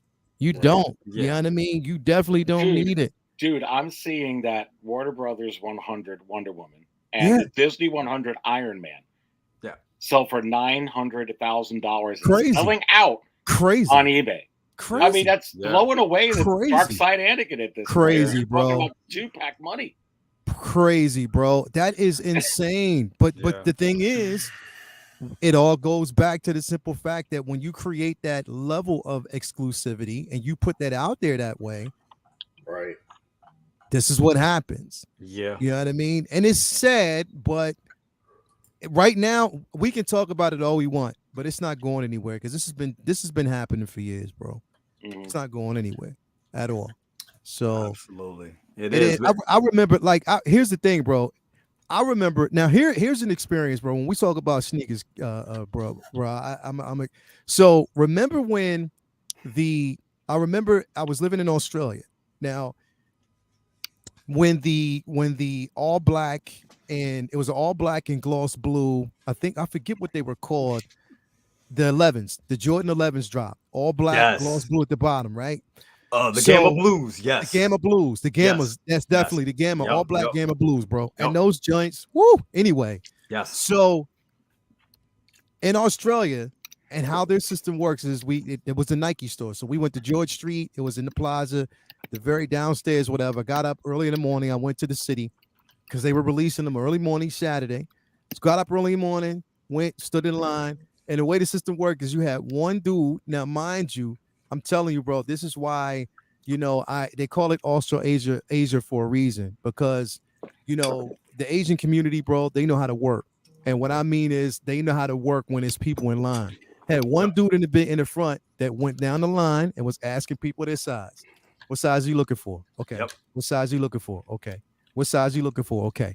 Once he goes back through the line and you go in and you pick up your shoes, if you manage to get it, whatever's left over, he'll ask you, are you looking for another pair? Like, they write them all down. Like, they had everything, and people knew the system. Nobody jipped in line. Everything was perfect. It was done that way. And that was the thrill of the chase and how we did it. They didn't upcharge. And even when it got down to the very last pay, there wasn't no upcharge. It was just, if they were available, they were available. If they weren't, it is what it is. You know what I mean?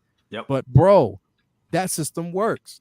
But I had to, you know, just keep in mind that was in 2009, 2010, 2011, or whatever. It was back then, right? Times have changed. You know, when we try to get sneakers now, it's always that raffle bullshit. Yep. You know what I mean? That's just how that works. The same thing might start happening in this community, bro. Like, literally, it's getting to that point. It is definitely getting to that point where it might go down that line.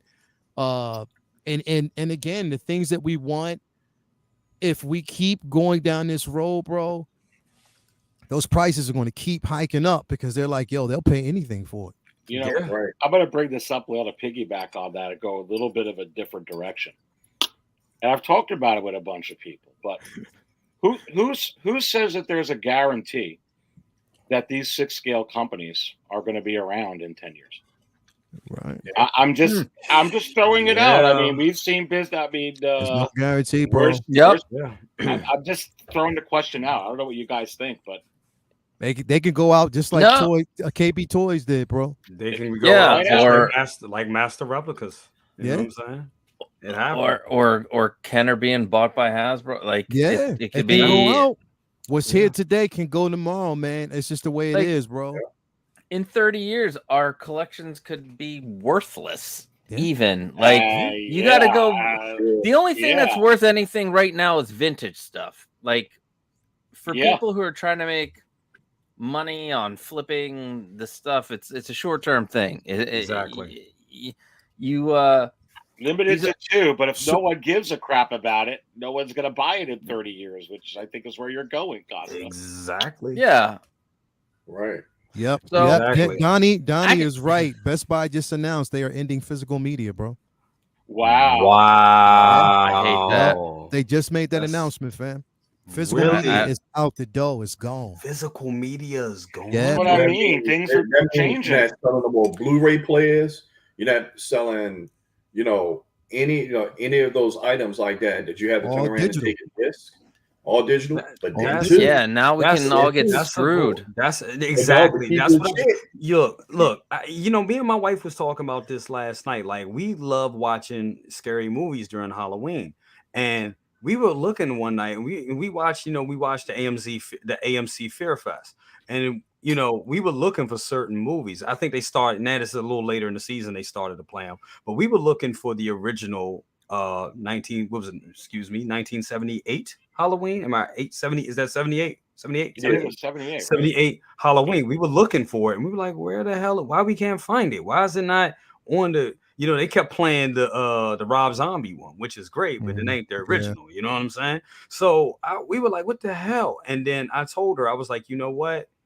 They trying to make us pay for it or make it harder for us to go and find it. You cannot get your hands on the original Dawn of the Dead. The Absolutely. original George Romero Dawn of the Dead. Yep. That is hard to get. I luckily have one of the ones that, what was that? Suncoast. When Suncoast was going out of business. Right. I managed to get my hands on one. And you cannot go on iTunes to try to download it. You cannot. It's sad because we'll be at the mercy of the the movie companies, because look at what's happening on streaming. If it's not making them money, or if it's going to cost them more money, they're just going to yank it off there and you can't see it. At least with physical media, we would have our own copy. If you buy something on Amazon, they could remove it at any time. It's not like it's not like it's like super protected. So I don't like that. Yes. Even Sony with the PS5 has a version that's just digital. Yeah, that's true. And the Xbox too. Yep. Bro. Yeah. I want to give a shout out to Anthony Scale Mafia. He said, "Give it time. These just jumping back into the exclusives. He said, give it time. These exclusives will plateau, especially when they keep making more and more exclusives. It'll dilute the meaning and the price will drop." Absolutely. Well, that's what happens with Black Series and some of these. I mean, they go as far as they can. No. Until, I mean, gosh, with Hasbro, I mean, we're talking about Star Wars. They got to. Yeah. Seems like a good thing with the vintage collection, bringing that back. But they they stopped that for a while too. Guys, it's kind of scary when you have companies saying they're moving away from physical media. Yeah, I know. Yeah, because I'm an old school cat. Yep. Like Aries, like Leo, like Casca. Dude, I still got boxes of 8-tracks. Right. And I look I at bet it. you half the people in the chat don't even know what the hell I'm talking about. Right. Every time I see people that are 30 and younger, I'm like, what are you going to do? And how things going on in the world, we do not know what happens 1 minute to the next. It's set off an EMP. All electricity is gone. All servers getting fried. Yep. What you gonna do with the media? You can't get shit. Can't get shit. Can't wash it. I mean, or just like moving. When anybody ever moved into a house, when you move into that house, shit ain't set up. Cable ain't set up or nothing. We lived by DVDs for the first couple of weeks of being in this house, and it was beautiful. It was a beautiful time. I was playing all my DVDs, all my Blu-rays, Goodfellas, all that shit. We would just have movie nights, and that was fun. I like having that physical media. Bro. And then like Disney, just like think about, like I was thinking about Disney Plus, and I was like, you know what? There's gonna be a time with Disney Plus where they're gonna start removing shit off Disney Plus. So all them, and remember back in the day when they used to do the Disney Vault. Remember seeing those commercials? Yeah, this is Snow Yep. White. On the Get it right limited now because it's going in a vote and we'll never let it out. Remember that? Bro, Going to it's happen. It's crazy. going to happen That's- again. But check it out. So today, bro, speaking of Best Buy, so I went to Best Buy because I'm trying to get, I wanted to get, you know, I'm trying to get my dash, everything fixed, and I was wanting to get a new you know, CarPlay for Apple and stuff like that. Right? So I need to kind of replace it. So it's a decent head unit. So I went in and, you know, priced some things out. You know, I was picking one up. So now, like the way they have the new design of Best Buy is that you can't just walk back where the bay used to be. Now you got to go outside and go on the side to go into the bay. And they have a totally different unit now, like a different look. So I walked in. So first off, like the units aren't back in the back like they used to be. They're inside on a certain panel. So you if you buy it, you got to take it back around and have them install it. You got to get all the, you know, the parts, the pieces, the brackets, everything. So anyway, I'm in there. So I'm like, this guy was ahead of me, bro. He had the unit, the head unit that used to be able to play DVDs and the screen would pop up and you can view it. Yeah. They laughed at him, bro. They literally laughed at this dude because he needed it fixed. And it was like, nah, we don't do that anymore because we don't have that. They literally laughed at him. It was like, yeah, nah, for that, you're going to have to get it replaced with something else because we don't sell those units anymore. And to get those parts, it's extremely rare and hard to do it because they don't sell them anymore, right? So he's, you know, they had to negotiate and get him like basically just a, you know, a player that had the DVD unit on it. They can watch it that way. But now they laughing at him. I'm like, yo, they gonna laugh at my ass when they find out that my 2007 Honda Pilot still has a changer at the bottom and has whatever. And I don't even use the disc changer, but it's there, bro. I got up there, bro, and so basically I paid for my unit that I'm gonna have installed. And they was like, yeah, let's go take a look. Like, he said, what type of car you got? I got a Honda Pilot. Bro, he turned his head and laughed. He was like, it's about time, honey. It isn't, buddy. I was like, what you trying to say? I was like, listen, some people have those changes. Sometimes I like to still have physical media. I have all my CDs and stuff like that, bro. Don't laugh at me. I got that shit in my garage right now. Hell yeah, bro. But see, another thing is, Leo, and for us to do music, bro, it ain't nothing like when you come out the studio and you cut that good mix and you got put it in there. Exactly, bro. I can't do that shit. I can't do that shit, and it's killing me, bro. And you can't. So what you got to do now, and this is the way I find it now. What I have to do is once I'm done, I have to send it to myself by email. There you go. Right. And then basically play it, you know, through the Blu-ray, or I can actually just scan it that way. So that's the only way you can do it now. It's not that crispy sound that you basically get with a CD. It's not. Everything is non-existent, bro. You know what I mean? That's just the way it is. So getting back to the figures, when we talk about this stuff, a lot of everything is going to change, bro. Even basically the way they mass produce these pieces, the wrist pegs, everything, it's going into that direction. So when this new phase comes around, bro, the old, is it going to be, like Costa said, is it going to be valued at that point? Like, is it really? I mean, because we talk like right now, the only thing that's of value, physical media right now that is of value and it's on a rise is vinyl. Still. Yeah. Still. That was the thing. Are they getting rid of vinyl? Are they getting rid of vinyl too? Because vinyl is selling. Nope. Vinyl is still on the rise, bro. People still records and club vinyl, bro. You know, I got a massive collection. Bro, you know, I got vinyl inside here that belongs to my mom and dad. That vinyl records that, you know, one of them damn things is worth $1,500. Yeah. And you remember I got your mom a CD. They don't even produce in the United States. I had to pull some strings to get that. Bro, I don't know how the hell you got that, because that thing is, the last time I saw it, it was like 1,800 now. Yo, Jay, second brother got vinyl under that alpaca rug that he has. That he has everybody blotting, bro. Shit, no doubt, no doubt, bro. Straight up. But that's what I'm saying. Like, everything is just it's changing, bro. It's a change of the guard. When we talk about like the, you know, originally when Hot Toys, who was that? Somebody put out a video. It was dioramas. He does dioramas. He's always, I keep forgetting his name. Yost? Was it Euler? Or Nah, the, not boiler. Metamorphic. Metamorphic. Yeah, Metamorphic. Desi, Okay, Desi, yeah. Desi, my guy Desi. My man. So Desi put up a video today, and I was like, "Did you watch?" I don't know if y'all seen it, but he was like, "Yo," he was going through like his old. He had like a comic stub, like he was looking at his comics, but he went down and on it, it was where he actually collected. Like there was Hot Toys figures there. Like one of them was the Joker, and it was $180. He was like, "Yo, I remember these times when figures were below $200. Never again." So if we're bitching moaning about figures that are 250, 260, bro, everything's about to change. If they start hitting up to 400 and above, I'm checking out, bro. I'm just telling you right now. Well, we talked about this when inflation started. Yeah, bro. I will tell you what, though. I'll tell you what. I think why you're seeing a lot of this crap. Yeah. I just looked at a Black Widow. I looked at a Moff Gideon. I looked at an Iron Man, $110. I saw a freaking quarter scale Yoda go for $70.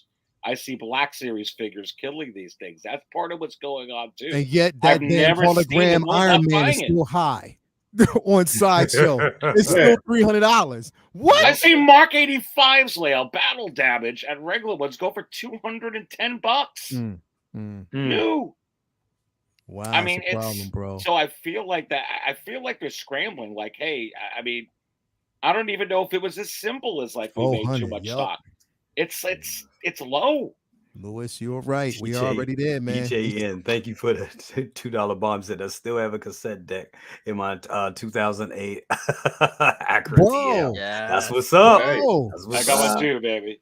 Do you know, because it's that sound, the sound quality, bro. It's digital is digital. I get that, but bro, it's nothing like that crispy sound on the CD. And on top of that, it's just the sound, and it holds the sound a certain way. Yes. And the thing is, what was good about having a CD and from a producing standpoint is that you use that, because if it sounds good in the studio, if it sounds good in your car, if it sounds good in the CD player at your house, then you know you had quality. Yep. Digital, you're not getting the same experience, bro, because you can't tell.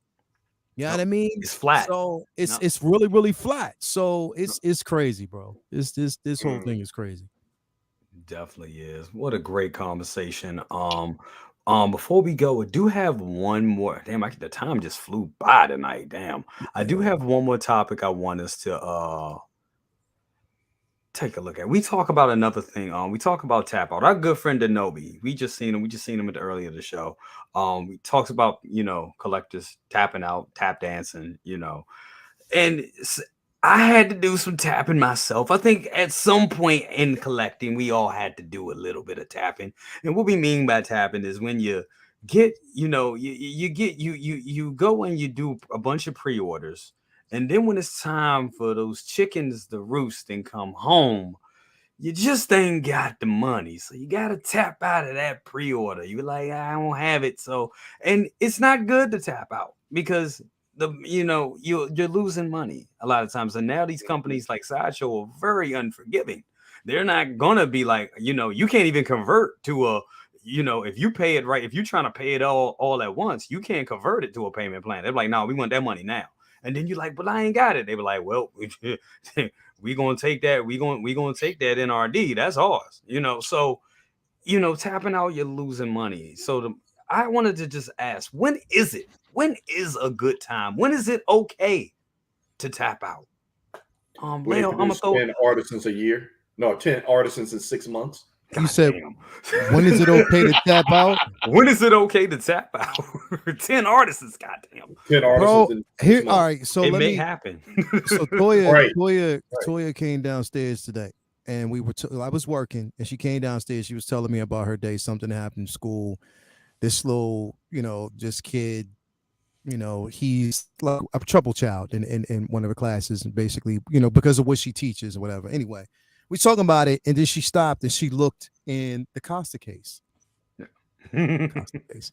So she looked inside the case and she was like, okay, 1, 2, 3, 4, 5, 6, 7. She said, I'm counting $6,000 in that case right now. She said, I'm counting over $6,000 in your case right now, depending on how much the figure costs. I said, well, you can't count that Shang-Chi, because I got that from Toys Wonderland for only $40 because they fucked up on the point system.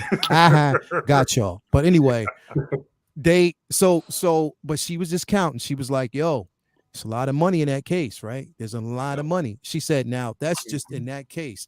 That's not counting everything that's actually here, all the details.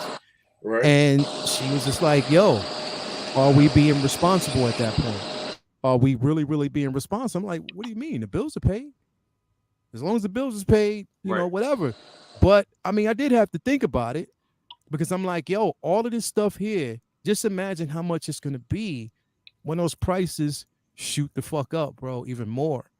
Right. I think once, like I said, I mean, here and there, every now and then, I mean, when we're talking about the, when we're speaking in terms of the artisan editions and stuff like that, when it's pieces that we really want, and the good thing about the artisan is that you have the artisan, but then you also have just the regular version. So if you don't want the artisan version, you can go for the regular. Okay, I'm glad that they did that. Right. But once these prices, bro, start going, like literally, if they start going up to $400 to $500 and staying there, I think that's for me. I don't know about everybody else, but for me, that's when it's safe for me to check out. Yeah, for sure. Nah, I totally agree on that. That's when it just becomes too much right there. I know we got I think we got Anthony backstage. What's up with you, Anthony? What's up, bro? What's good? Can you guys hear me all right? I'm not home. Yeah, it was a little bit of static in the line, but it's better now. It's definitely better now. Is it okay now? Yeah, it's definitely better now. What's going on with you, brother? Not much. What's up, fellas? What's up? What's going on? What's going on with you, bro? What's up? When is it okay to tap out? Yeah, man. You know, sometimes you just have to, and we were just talking about that. Sometimes, you know, like our good friend Denobi, he talks about tapping, and he does that clip that I love when you get the people tap dancing and all that shit. You know, river dancing and all that. I had to do some river dancing myself. You know, it happens. And now, like we were saying, Sideshow, they are just at a point where they are not as forgiving. They want that money. They come forward. You cannot. If you buy, like sometimes I know me, I buy figures in whole, and then when it's time for those chickens to roost and come home, I'm kind of like, oh, I don't have the money right now, and they're like, well, you better find it because we're keeping an NRD, and you cannot and you can't switch to a payment plan. So, well, some of them, you know, were Sideshow in a way, and they turned around made up for a fuck up what they did with me. But what I don't like is when they unforgiving with the NRD. But there's no consequences when they fuck up. Yeah. When they screw up. That's true. And that's the thing with the customer service to me. The past experience I had, the customer service to me was some bullshit. I was because I'm like, okay, the attitude that you're taking is that you think you're the only one in town with this. Yeah. And then like collectors like myself, if I get pissed off with you as a merchant, I will pay the extra money to go someplace else. Just on GP. Yeah. Just on GP.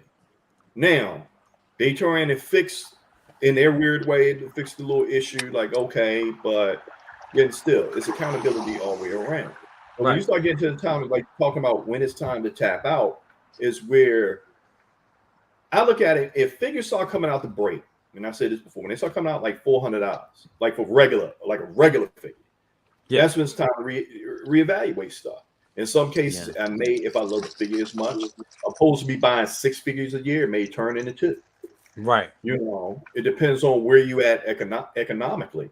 Yep. But this thing is now, it's like I think we're in a situation of like throw the hot toy box in the middle of the damn Coliseum in Rome, let everybody go at it, and whatever happens, happens. It's yeah, but when you talk about tap out, are you meaning like you quit, or are you talking about like I'm gonna get this and then time comes and then you don't?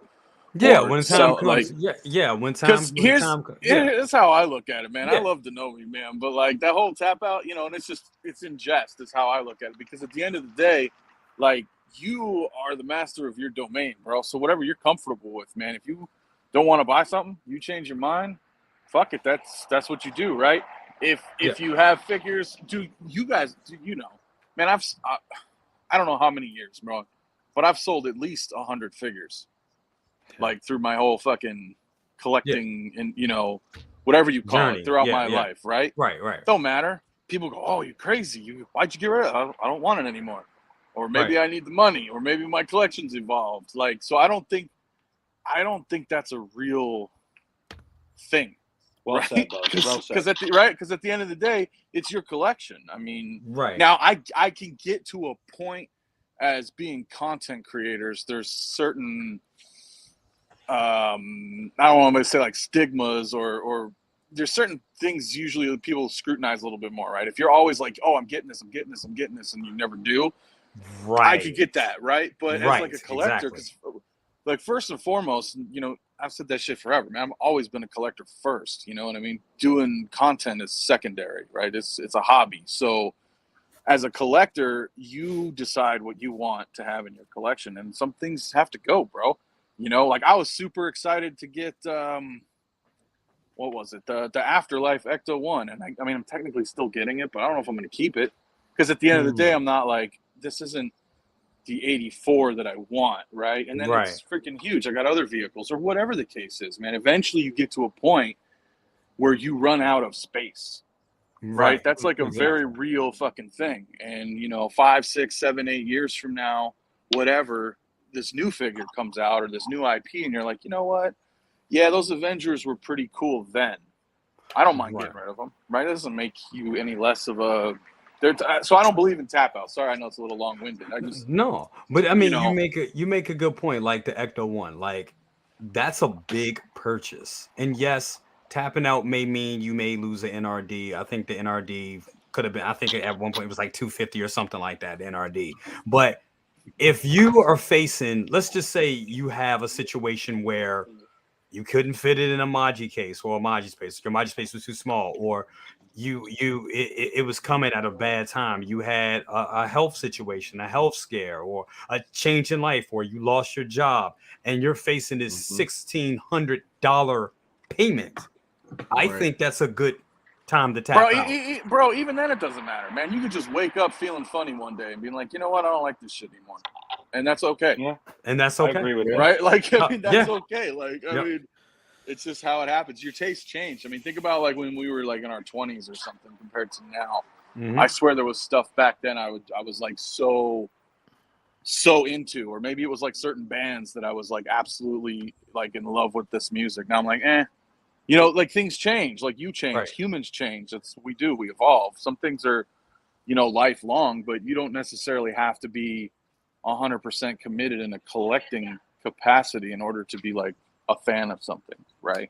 Absolutely. You know, if I could jump in here, Jay, I kind of like where Anthony's going with this. I've coached athletes for years, and whenever they come up to me, you know, especially fighters, and they're like, "Hey, coach, I'm thinking of retiring. What should I do?" I said, "You're going to retire. You should retire." They're like, I said, as soon as you start thinking about tapping out, retiring, your heart's out of it and you're done. You get in that ring, you get in that cage, you're going to get your ass handed to you. Oh, right. And this is a truism that I totally believe in. Same thing too. You should be able to tap out whenever the frack you feel like you need to tap out. Yeah. And you made an investment. These fighters have invested for a long time, and sometimes they've invested in a training camp or in a fight for months. It's way more than the $50 damn NRD. But it's sure a hell a lot better than having liver damage, where I've seen some people having brain damage, where I've seen them having where they can't walk like some of these football players and being miserable, and then they wind up committing suicide because they can't live with themselves after that. And then some people who feel like this with collecting money, you get into debt. So if you start thinking that way, you need to take a long ass look at what you're doing and be real careful. Don't ever feel compelled that you can't tap out. If you feel like you got to tap out, I always tell people, tap the frack out. Yeah. Go with your gut. That's some damn good. I mean, yeah. Yo, and don't fear missing anything either. That's the other thing I would point, man. Like, if you're like, shit, I really wanted to get this. Like today, I wanted to get this Omega Red from Mondo. I don't have the loot right now. Maybe I will next week, you know, because they're timed. Maybe not.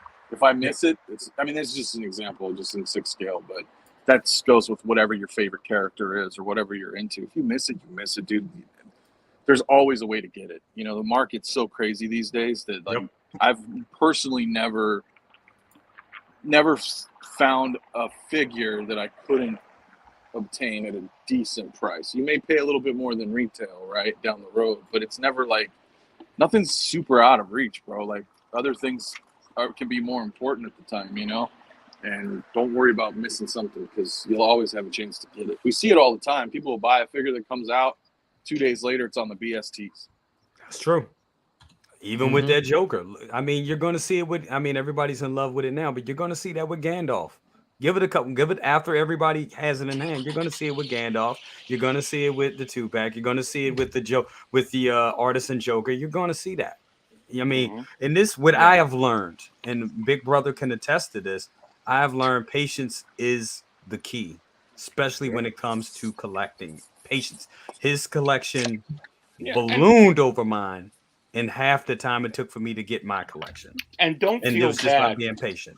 Jay, if you put $50 down, or you put $25 down, or $65 down, you feel like you made a mistake. It's not really a mistake. You thought you were going to get something. You felt compelled to get something. It's fine to cancel the darn NRD. Yep.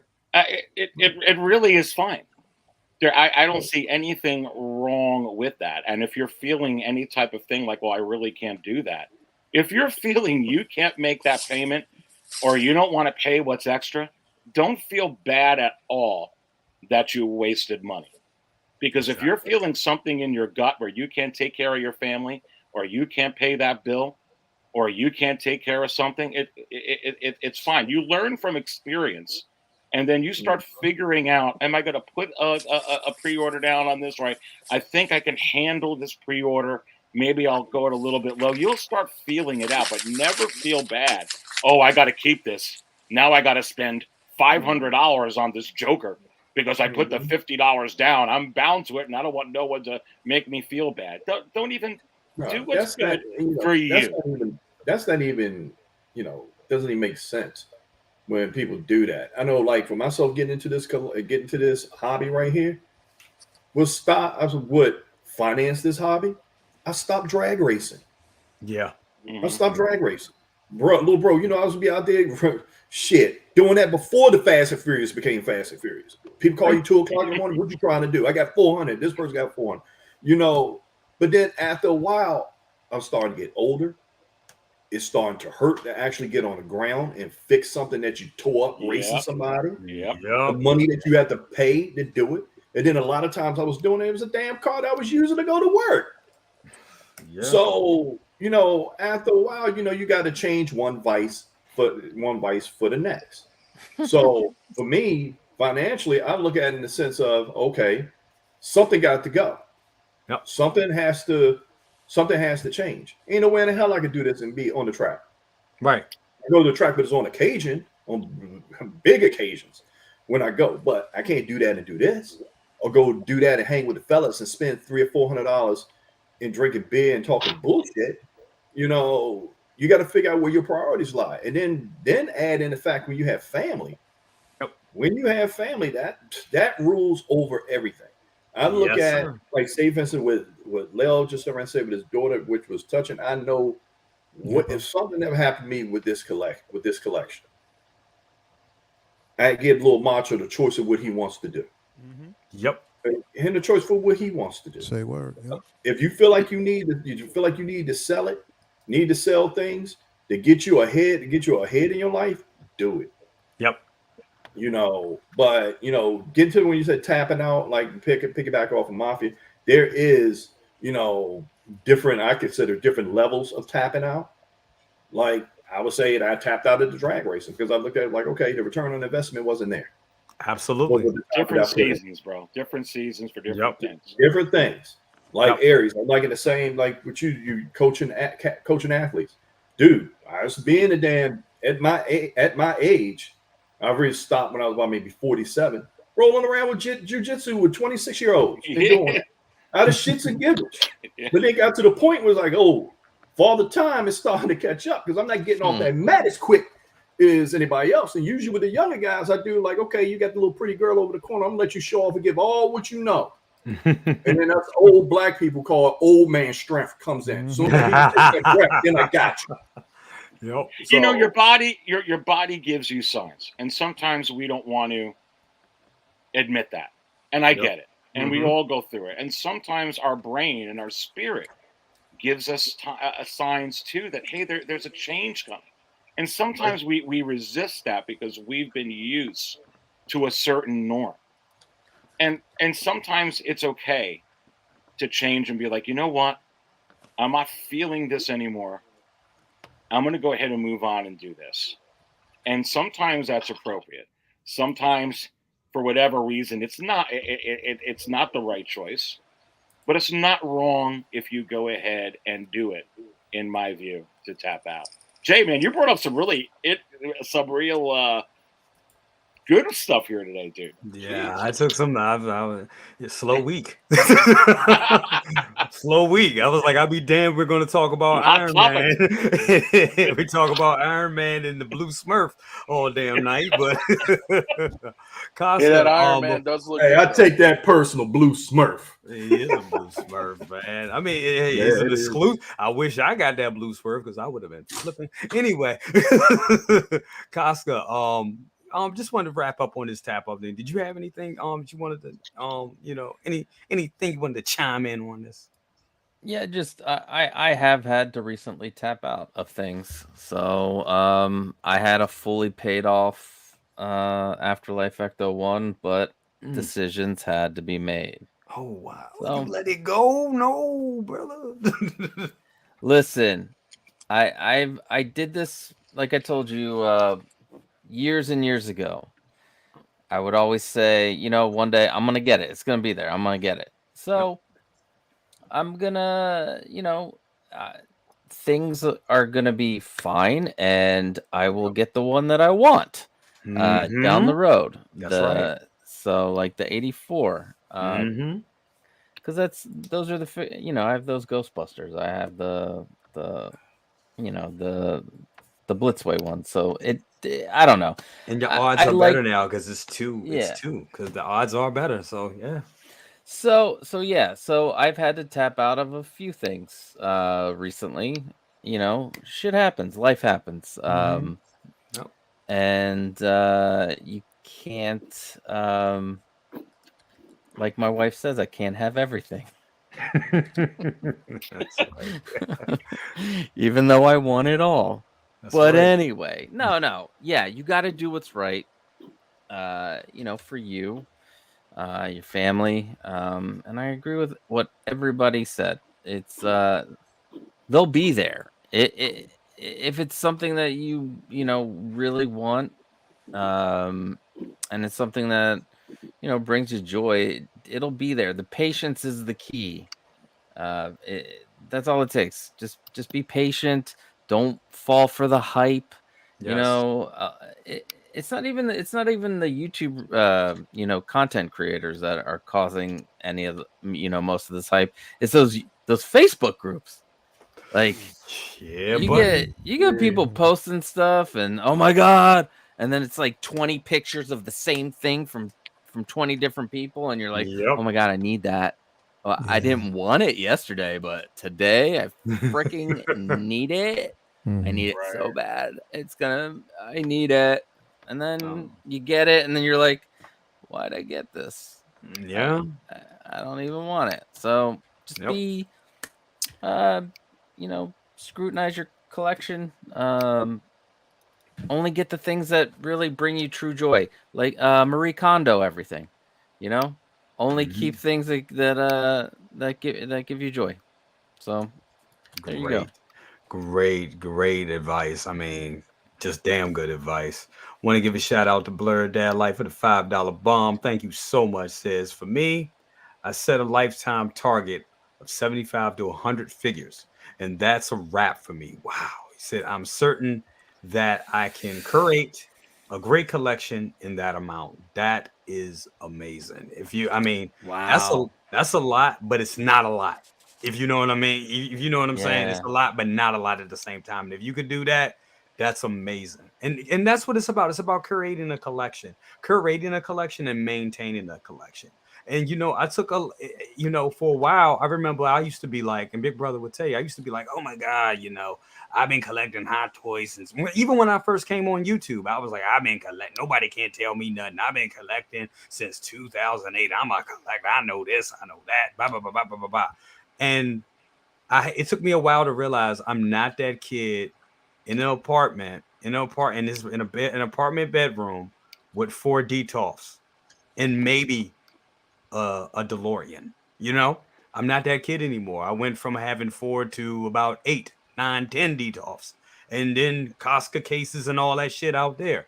And look, that's not a flex. I'm not saying that to flex. I'm saying that because it's a lot, and it's a lot to maintain. And then also, what comes with that, a mortgage. Didn't have a mortgage when I started collecting. A mortgage, a baby, a wife, an older parent, all these things, life, getting older, health, going to the gym, eating right, all these things I didn't have to worry about.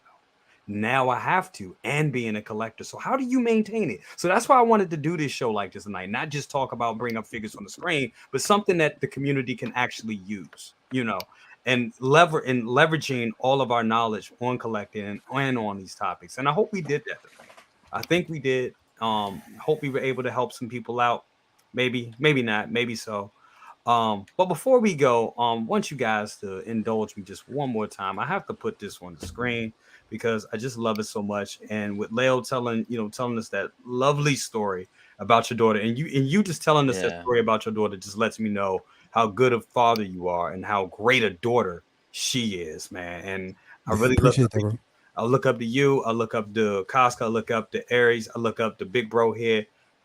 Just about all of you guys and Anthony as well, because I learned stuff from Anthony too. But from all these guys that have children, I'm learning to be a father and to be a better father. And that's why this collecting stuff, I have to look at it as not only as a collector but also being a responsible collector. And that means and that means a lot to me. And just showing what also means a lot to me. My greatest collectible right now is this little girl right here. I mean, this is just I love this picture right here. We took this weekend. Yeah, bro. I just loved it. She is just so not into it. Wow. She is just so not into it. It's just she ain't into it, but she feels it, bro. She feels it. That's the best part. Yeah. Already Beautiful sitting there picture. telling you. When you turn around with you a parent, that's your chance to relive your childhood again. Absolutely. That's your chance. That's your second chance at it. And it's even better when you have your kid is having a vested interest in it, that you can show them the ins and outs. Like Lil Macho. Lil Macho asks every day, what stream am I going to be on? And he make it a point to watch and support everybody with the streaming. Yeah, see, I about ain't no cussing now. Huh? So now that you let me know that, I'm gonna lay back on the profanity because I don't want to influence little guy, bro. Hey, let me tell you something. He been saying Samuel. Your grandfather was a Marine. I'm a Marine. Ain't nothing that he ain't never heard before. Word. And you got YouTube. And I'm a rapper, and his godfather's a rapper. So I mean, there you go. It's funny when he play his game. And I hear this is some bullshit. And I hear it come out. And you're driving, and you just like, did I just hear that? And then you sit up there, you try not to laugh. Yeah. You try not to laugh. I'm trying to be serious, but it's just You're like, trying to be serious. You're like, damn, you use this in the right context. And then I'm sitting there thinking, please don't say that to the teacher. Teacher, like, hey, I need you to do 1 + 1. I'm not doing that, teacher. This is some bullshit. I'm like, you know what? I'm just like, please, just don't. Dude, but then still, the whole potty mouth thing, it's hard. I tell you, one thing is rewarding, but it's hard at the same time. When you don't want to teach your kids to be deceptive, you don't want to teach them to be dishonest. Yep. You don't want to teach them, to just be some ragbag trash. But you also want your children to grow up with a little bit of an edge. Yes. Absolutely. A little bit of just a little bit. Just a little bit. Yeah. Because in today's society, I'm sorry, little Macho, I gotta, teach him a little street. Like, hey, some jokers, come around the corner trying to hit you with a move. I want you to be able to see it as soon as they open their mouth or the first 3 letters come out their mouth. So There you go. but getting into this thing about parenting, that gets me emotional, especially when that little, I call it a little bop bop. She Dude, is bad. She is man. She's bad. adorable, man. Thank you so She much. is Single adorable. single songwriter. I mean, man, that touches my heart because I remember running from the hospital, and I remember being in the hospital. I remember sending a message to Leo. I was like, I'm in the hospital with the baby right now, but if you want me to be on the stream, I could pop in. And Leo was like, if you don't get your ass, bro. it'll be here tomorrow. Do not Talking about worry. he's jumping on the stream, bro. It's not that deep. Yeah. Hell no. That baby, that's a one-time opportunity, bro. Yep. Like your focus should definitely be Yep. on that at all times, Yeah. man. Straight up, bro. Like that's why I can't wait. You know what I mean? I can't wait to Mafia has some kids so I can tell him about his whole band stint with Limp Bizkit and the Nookie and stuff like that, bro. That's just gonna be dope, yeah, give bro. it time. Yeah, that's just go off the roof, bro, straight up. Yeah, my plan is to have like 3 or 4 so I can finally have my band. Yes. Straight up off There of you the go. Nookie, bro. Bro, I'm gonna greet the baby in the hospital with Astro Mouse t-shirt, bro. I'm like, hey, how are you? Shit. That's Oh my crazy. God. You guys Hey, were baby don't come out looking like Lil Macho. Lil Macho came out looking at everybody, eyes wide open, like, oh, who are y'all punk asses? I put a picture. He was just like looking, and the doctor was like, this baby got partial head movement and looking at everybody's face. Yep. All right. So, it's man, just being a parent, I started late, but damn. I'm sitting there thinking, You started late. Running around. Hell yeah, Phillies. Yep. It's going to take it now. Yep. The games, man. Well, this was a great show, guys. Thank you all for being here. And everybody out here that's watched this tonight. And I know it was kind of hard. The games were on, and then Loki, Loki is out. But I'm gonna watch that because last week's episode was dope. I can't wait to see where this season goes. So good. Very good. Koska, we can go with you. What you got going on, brother? I am like working on a ton of videos at one time, so then I can put them out on a regular schedule. So so the next actual tutorial is so I made one of these, but now it's covered in velvet. I don't know if you can see it's fabric. Nice.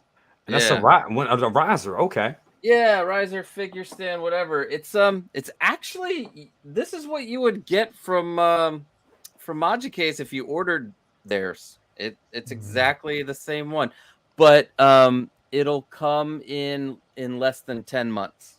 Jesus. So Yeah, true. So you'll be able to make it yourself and under $20. So yeah, it's pretty cool. Dope. It's really easy. It's really easy, and I've been editing that video all day today. So that's going to be the next tutorial, and then some fun videos in between. But yeah, I'm trying to batch things so I'm not doing one video every 3 to 4 weeks because these tutorials take forever. I can imagine like the editing. So much. And then your the editing is dope. crazy. Your editing is dope too. Oh, thank you. I'm at this video started out at 50 minutes, and I've got it down to 40 minutes, but it'll probably end up being like 10 minutes. So that's a lot of editing. That's a lot of damn editing, bro. That is anyway, but thank you for having me on, man. Anytime you want, I'm there. Absolutely. So always good to have you here, brother. I mean, displays great, everything, man. Just good to have you here and have your energy. Always a pleasure to have you here, brother. Thank you. Big bro, I'm your pusher man. What's up with you, brother? Man, thank you for being here, bro. I know it was kind of touch and go earlier, but you stuck it out for me, man, and I totally appreciate it.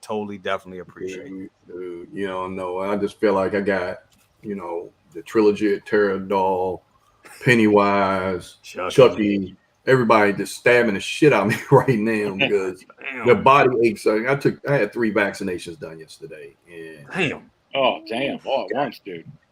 Gee, but see, I'm like this, man. Hit me all at once so I can deal with this shit all one time. I feel you. So I definitely feel you. Try to, get the energy up. The good the conversation, is there. And then 2, you know, when you're passionate about something, you push through adversity. You know, you push through. You know, to do what you got to do. Exactly. So, you know, appreciate for having me. I love it. I love this community. I love the conversation. I love the messages in the chat, especially one that somebody sent earlier saying they love me and Leo's chemistry. That was very, very fun. Very, very funny. Really, like, okay. As long as I don't hear no Blue Oyster Bar music, we good. So, oh my God. You know, for us mature folks. Yeah, for us mature folks. You know, all my kids are sitting in the living room. That's funny.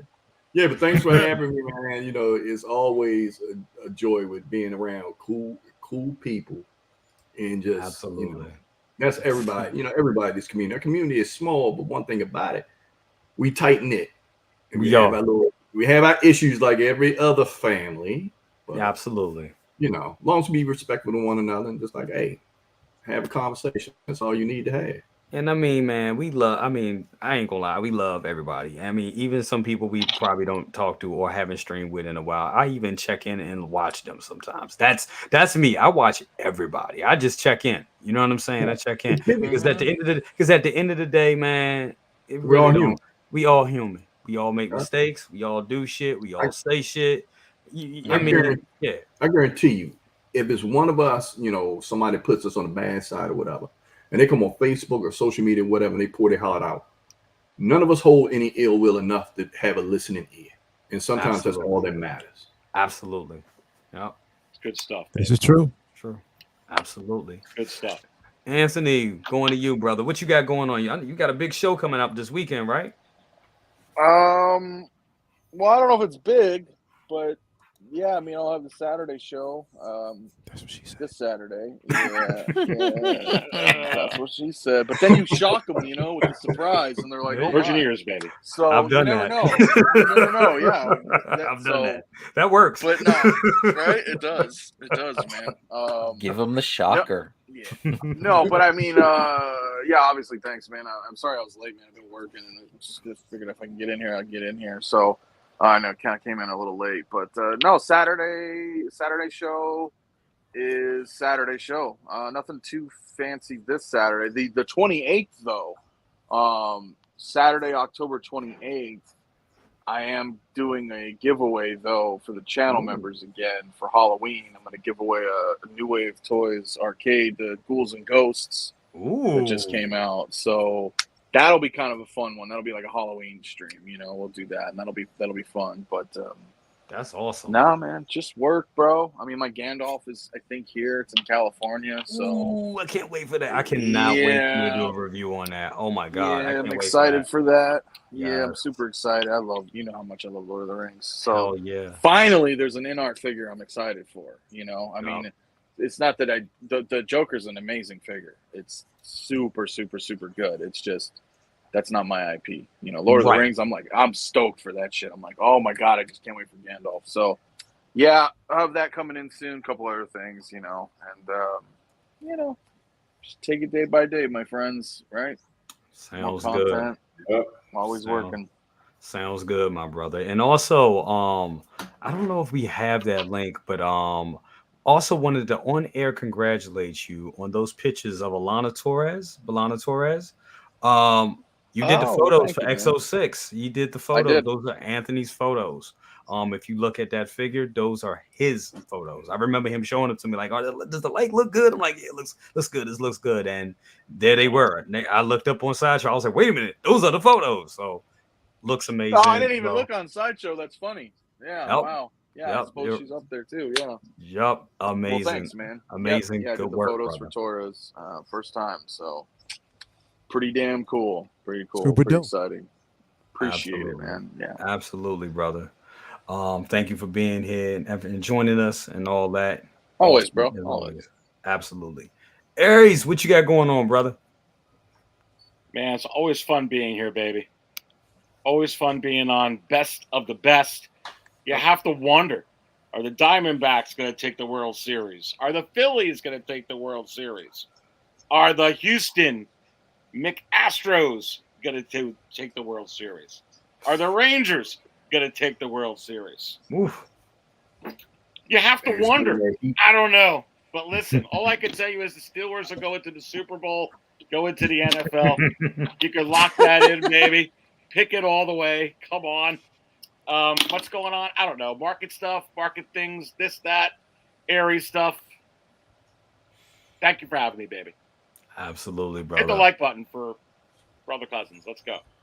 Absolutely. Thank you so much for being here. Amazing. Always amazing content. Make sure you are there on Mondays for 6 Scale Raw on Mondays. I know we're going to have something great to talk about next week. I'll be there, and it's going to be amazing. So definitely check that out. Check out all the Aries content. A lot of good stuff. Thanks, baby. Next up, last but not least, we got Hardest Working Man on YouTube. That's right. 1/6ScaleMan. Leo, what you got going on, brother? And once again, appreciate you for having me being here, bro. I sent you a picture because I'm doing this new film. And my co-star, I signed that contract. He signed the contract. It's part 2 to a film that we already got. Can you pull this up real quick, bro? Holy shit. Yeah, can you pull this up real quick? Because first of all, I'm so happy that he signed on. And we were able, I know the actor strike is still going on, but this is a teaser of what's to come. You pull that up real quick, brother. This looks amazing. I am going to see this. This is all. It's gonna all be dope. Money. It's gonna be super dope. This is gonna be amazing. Quick. Look at It's that. gonna be super. Oh dope, shit! That's gonna be right. So let's go. Let's go. Man, where's my 20% Tango? My man dropped on the package. We come up with the product. 20%. 20%. Call me goddamn 20%. Yes, sir. I love it. I love it. Hey, I'm right behind you. I'm that bald guy in the back.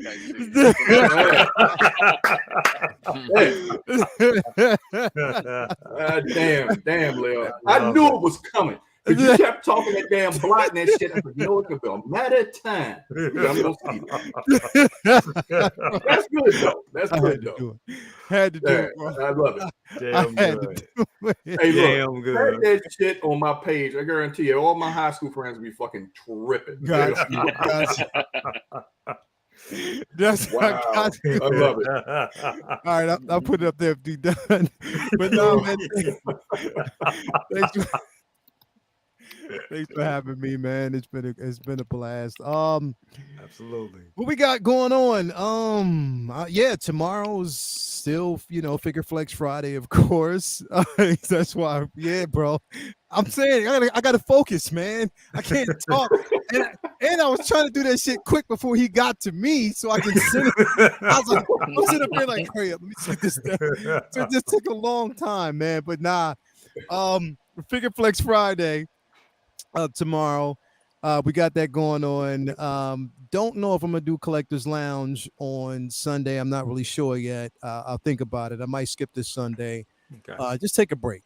I might just basically take a break from it this Sunday. But I'll be back for Comic Book Talk with Friends with a new look on Monday, and of course, say what Wednesday. I've just completed almost rendering my Take Your Position with Vader and Luke, fathers and son. It's the Bespin Luke with Vader as well. Oh, so nice. It's going to be incredible. I'm so excited about it, bro. That Bespin Luke posability is incredible. It is. Definitely I'm excited about Even that. in the janitor uniform, he the posing is still great. It's still great. It's still great. So definitely I can't wait to do that. So that's going to be coming. Stay tuned for that. Other than that, man, I'm still, doing my thing, trying to whatever. I'm at 3,009 something, trying to get to 4,000. So that'll happen pretty soon. So once I get there, we'll have a dope show for that. But yeah, other than that, man, thank you for having me, bro. And yeah, let's go. Man, appreciate you being here. And guys, let's stop bullshitting. Get my man to 4K. He is right there. Like, come on. Like, come on. Listen, get on the good foot. If you subscribe to him, create another channel. Go use a different. We got multiple emails. Use another email. Make another channel. Make another. Make all another y'all jokers do channel. that shit with artisans. Basically. Basically. That You one can do dude it. had 12 goddamn devices open. I was like, dude, what the hell you think you're gonna get with 12 devices? It still ain't getting nothing. Same IP address. Same. Right. I was sitting up there like, dude, they know what that load balance is doing. They're like, man, you got He's one computer and that's it. Yeah. That's that it. one public IP address has got I get it. pages. Before we leave, I gotta pull this up real quick because Eric, you sent this to me. And I'll just say this: what I got Goes to what going. Lael was saying earlier about people ripping people off. Right. I mean, you put this up on the screen. Yeah, that shit's crazy. This is. Oh, did I miss that or something? Yeah, look at this shit. Jesus. Wow. Yeah. Wow. And he's wow. got a lot of feedback and has sold it, which is sad. And he's sold a lot of stuff. Yeah, no, that's crazy. I'm looking at a Captain America 2012. It's at 11,000 right now. What? Yeah. Seriously, dude, this stuff goes on all the time. And the unfortunate thing is sometimes people will buy it. And that's 6,000 US, right? Yeah, that's ridiculous. That's I don't know, bro. But see, here's the thing: people also got to be educated to be like, come on, like you can look at if you look above it, there's one for 6250. Look, I'm all for making money, but I couldn't sleep. I couldn't live with myself doing that. The only way the only way, listen, the only damn way I would buy that, it would have to be the one that was on Jimmy Fallon that got ripped up by Harrison Ford. By Harrison Ford and put back together. But even then I wouldn't buy shit. But no, I felt whoever's pain that was, and it had to be somebody that was on the panel or somebody who was behind the scene. I know when they saw that, they was like, yo, yeah. They saw it, but it was probably like, wait a minute. I'm mad for a second, but I know he got money, so I'm gonna get me a couple of them. Oh, I would have jumped for joy because I'm like, look, I'm like, you buying me that joint? You gonna sign me another one? You gonna give me a hand? I want the hand sewn. I want the blaster. I want you autographing it. No, I'm like, no, we getting paid. Fuck that. Give me my money. Let's go. Give me my money. Give me my money. Give me my money. You give me money. No. But guys, thank you all so much for being here. We could talk all night. It's been 2 hours and 30 minutes. This is a long show. But guys, thank you all so much. Everybody that's out there watching, you guys are amazing. What I got coming up. Mafia, you happy now, bro? You happy? Changed it. Oh my. Feel better? Where? What? It feels better now? Oh, look at that. It's back to normal. It's only okay. took a year. All right, cool. I'm just making sure you're good. I appreciate it. I'm good. These guys. Love you guys all. It was a great show tonight. Like I said, I'm doing a collection tour. I'm working on that. Actually, I showed this case off, but I'm actually not finished it. I still got to put the sides of the glass on. So I'm going to be doing that after I get off. After I go off the stream, finishing that display up. And yeah, man, whatever comes out. This Saturday I'll be with Mafia on Tales from the Dark Side, and I'm sure. Hopefully, if something comes out I'm hoping something comes out tomorrow. If something comes out in the morning, I'll do a morning stream on it, and we'll just see what happens. But It's been great, guys. Thank you all so much. Remember, be excellent to one another, and party on, dudes. Party on. See you next time. Love you guys. Deuces. Laters.